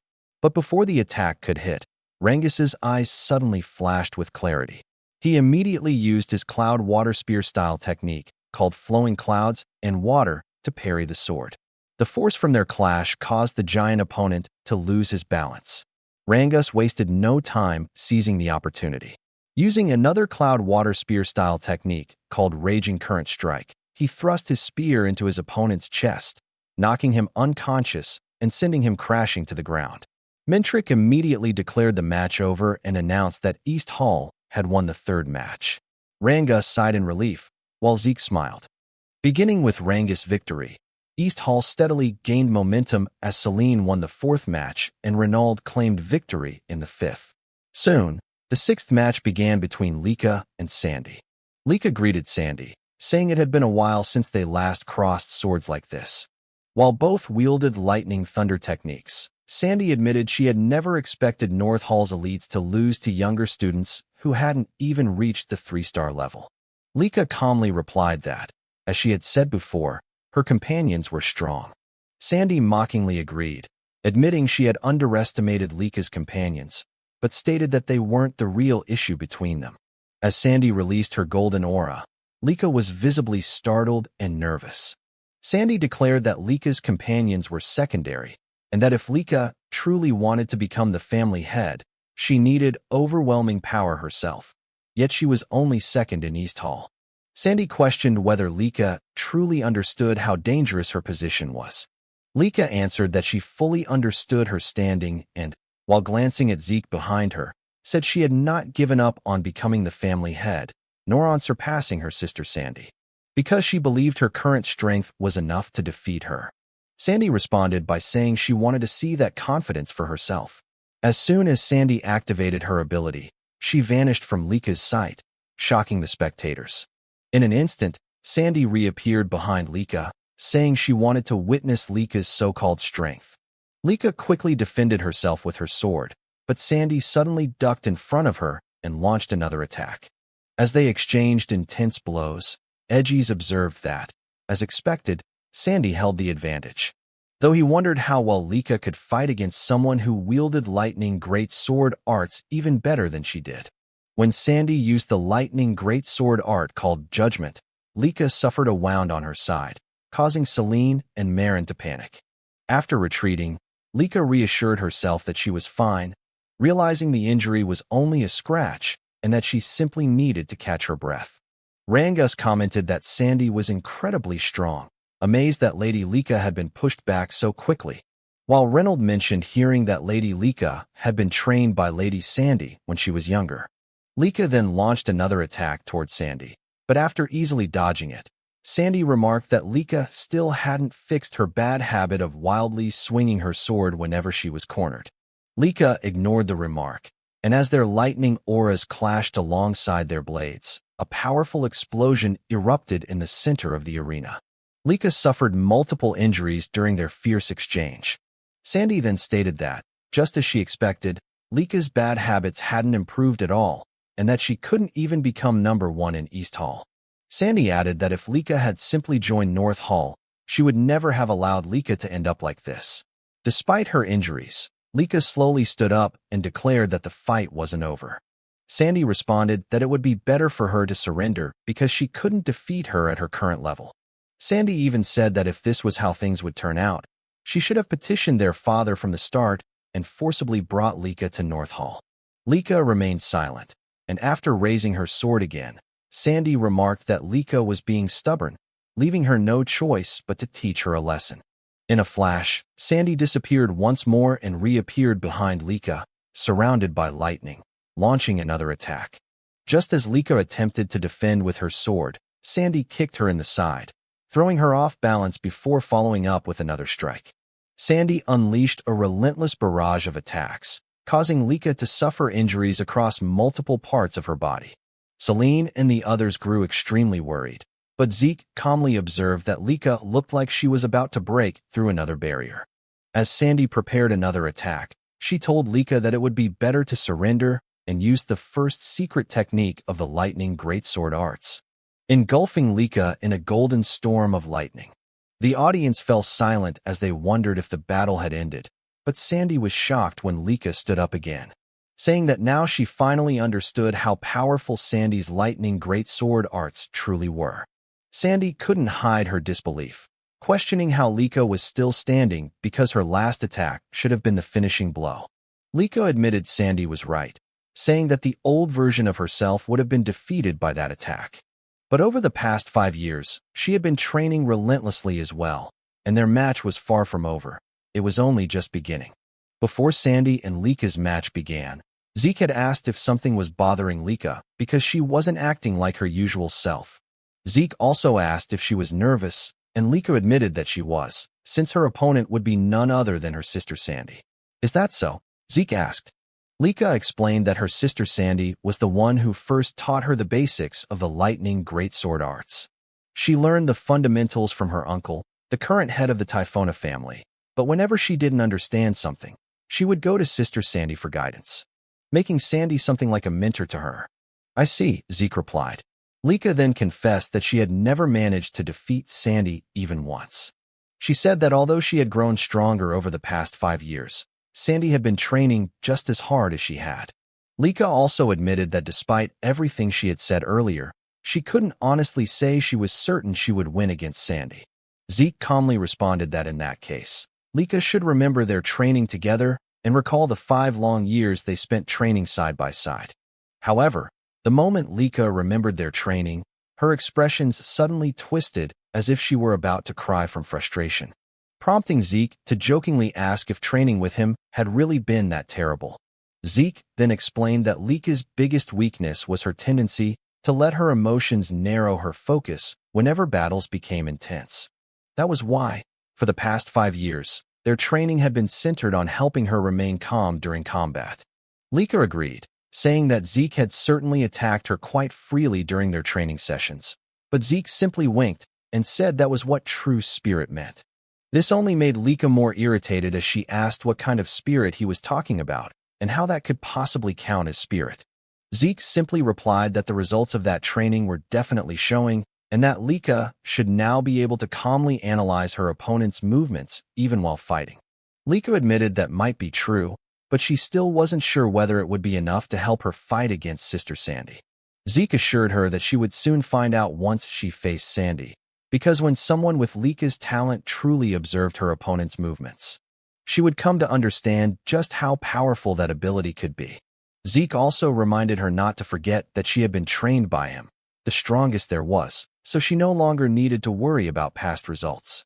Lika said that Zeke spoke as if it were obvious, and she immediately thanked him for helping her relax before her match.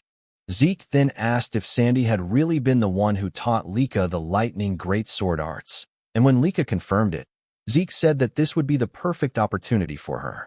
Just like during training, all she needed to do was carefully observe Sandy's techniques, because if she did that properly, she would surely grow even stronger than Sandy. Back in the present battle, Lika stated that she had carefully observed her sister Sandy's lightning greatsword arts, even taking Sandy's attacks head-on to study them thoroughly. And now she had finally begun to see through them. When Sandy asked what Lika was talking about, Lika suddenly launched an attack toward her.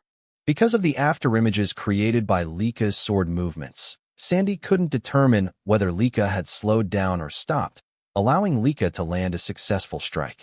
While Sandy was still shocked by Lika's sudden counterattack, Lika continued to unleash a relentless barrage of lightning-infused sword strikes, leaving Sandy with no choice but to endure each attack. As Lika charged forward once again, Sandy could only question what was happening and why Lika had suddenly become so fast. When Lika attempted to replicate Sandy's earlier finishing move called Judgment, the attempt initially failed. However, Lika quickly realized that her mistake was failing to replicate the tempo variation that Sandy naturally possessed, something Lika previously lacked. Now that she understood it, she simply needed to apply it properly. Sandy argued that such mastery wasn't something Lika could instantly copy just by realizing it. Meanwhile, Rangus and the others watched in awe at the sudden transformation in Lika's movements and attacks. Zeke, on the other hand, laughed in satisfaction, saying that, just as he expected, fighting someone who used the same technique always produced remarkable insight. When Eric asked whether Lord Zeke truly understood the sudden changes in Lady Lika's movements, Zeke explained that Lika was learning her sister's lightning greatsword arts during the fight itself, and that it was the direct result of their training, which allowed her to calmly analyze her opponent even while under heavy attack. "I see," Eric replied. As they continued watching the battle, Zeke added that Lika used to lose her composure during combat, focusing only on her own sword, but now she was different. She had gained the composure to observe her opponent while fighting, and by studying the same sword style in the middle of combat, she had reached an entirely new stage. Even so, Sandy still couldn't believe that Lika had already managed to copy her techniques, insisting that such an incomplete imitation would never defeat her. However, after another clash between their swords and lightning, Sandy was suddenly sent flying backward, unable to believe that she was being overwhelmed by Lika. Lika immediately rushed towards Sandy again, declaring that as for physical training, she had spent the past years training to the brink of death with a certain someone. As she gathered lightning for her next attack, Lika told Sandy that this was the true strength of her lightning great sword arts now, before unleashing her grand thunder technique. The attack caused Sandy's eyes to widen as golden lightning surged violently across the entire arena. After the attack ended, Sandy remained standing while struggling to catch her breath, admitting that Lika had truly grown stronger before finally collapsing, resulting in Lika's victory. Even Venel couldn't believe the strength Lika had displayed, especially in defeating Sandy. As Lika walked back toward Zeke and the others, Zeke immediately praised her, saying that it seemed he wouldn't need to fight after all. Lika smiled happily and said she was glad she had managed to secure the victory for her team. She also mentioned that if she had lost, not that she had ever intended to, Zeke would have been the one to face Edgies in the next match. This immediately prompted Zeke to ask if Lika knew Edgies personally. Lika replied that she didn't know him personally, but Edgies was extremely famous, as he was said to be the greatest genius ever produced by the Van Lade family. Is that so? Zeke muttered, thinking to himself that judging by Edgies' aura, he indeed stood far above the other participants in this tournament. Lika then added that even for Zeke, facing Edgies would have been uncertain, and there was no telling what might have happened. Meanwhile, Menrich stepped into the center of the arena and announced that although East Hall's victory had already been decided, the matches would still continue until the end. Rangus and Zeke were both surprised by this announcement. Lika commented that it was strange because she thought the competition was supposed to end once 4 opponents had been defeated. Zeke, however, remained silent as he stared toward Menrich and Edgies, unable to stop himself from wondering what they were planning. Regardless of whatever scheme they had in mind, Zeke thought to himself that as long as he could fight, that alone was more than enough for him. Edgies then said that although North Hall may have lost, he was happy that he still had the chance to fight Zeke like this. When Zeke asked if Edgies really wanted to fight him that badly, Edgies immediately confirmed and explained that what he meant was that Zeke was East Hall's representative. Despite having Lady Lika present, it was Zeke who was chosen, so how could he not be curious about who Zeke truly was? Edgies also added that even if Zeke carried the blood of a family head, from what he could sense, Zeke was only at the 2-star level. And yet he was chosen as the representative instead of the 3-star Lady Lika. That was the main reason he wanted to fight him. Zeke remained silent as he listened to Edgies' words. After a moment, Zeke said that, just as he expected, they seemed to get along because he himself had been eager to cross blades with Edgies as well. When Edgies asked if that was true, Zeke replied that there were many skilled fighters in this venue, but Edgies was exceptional.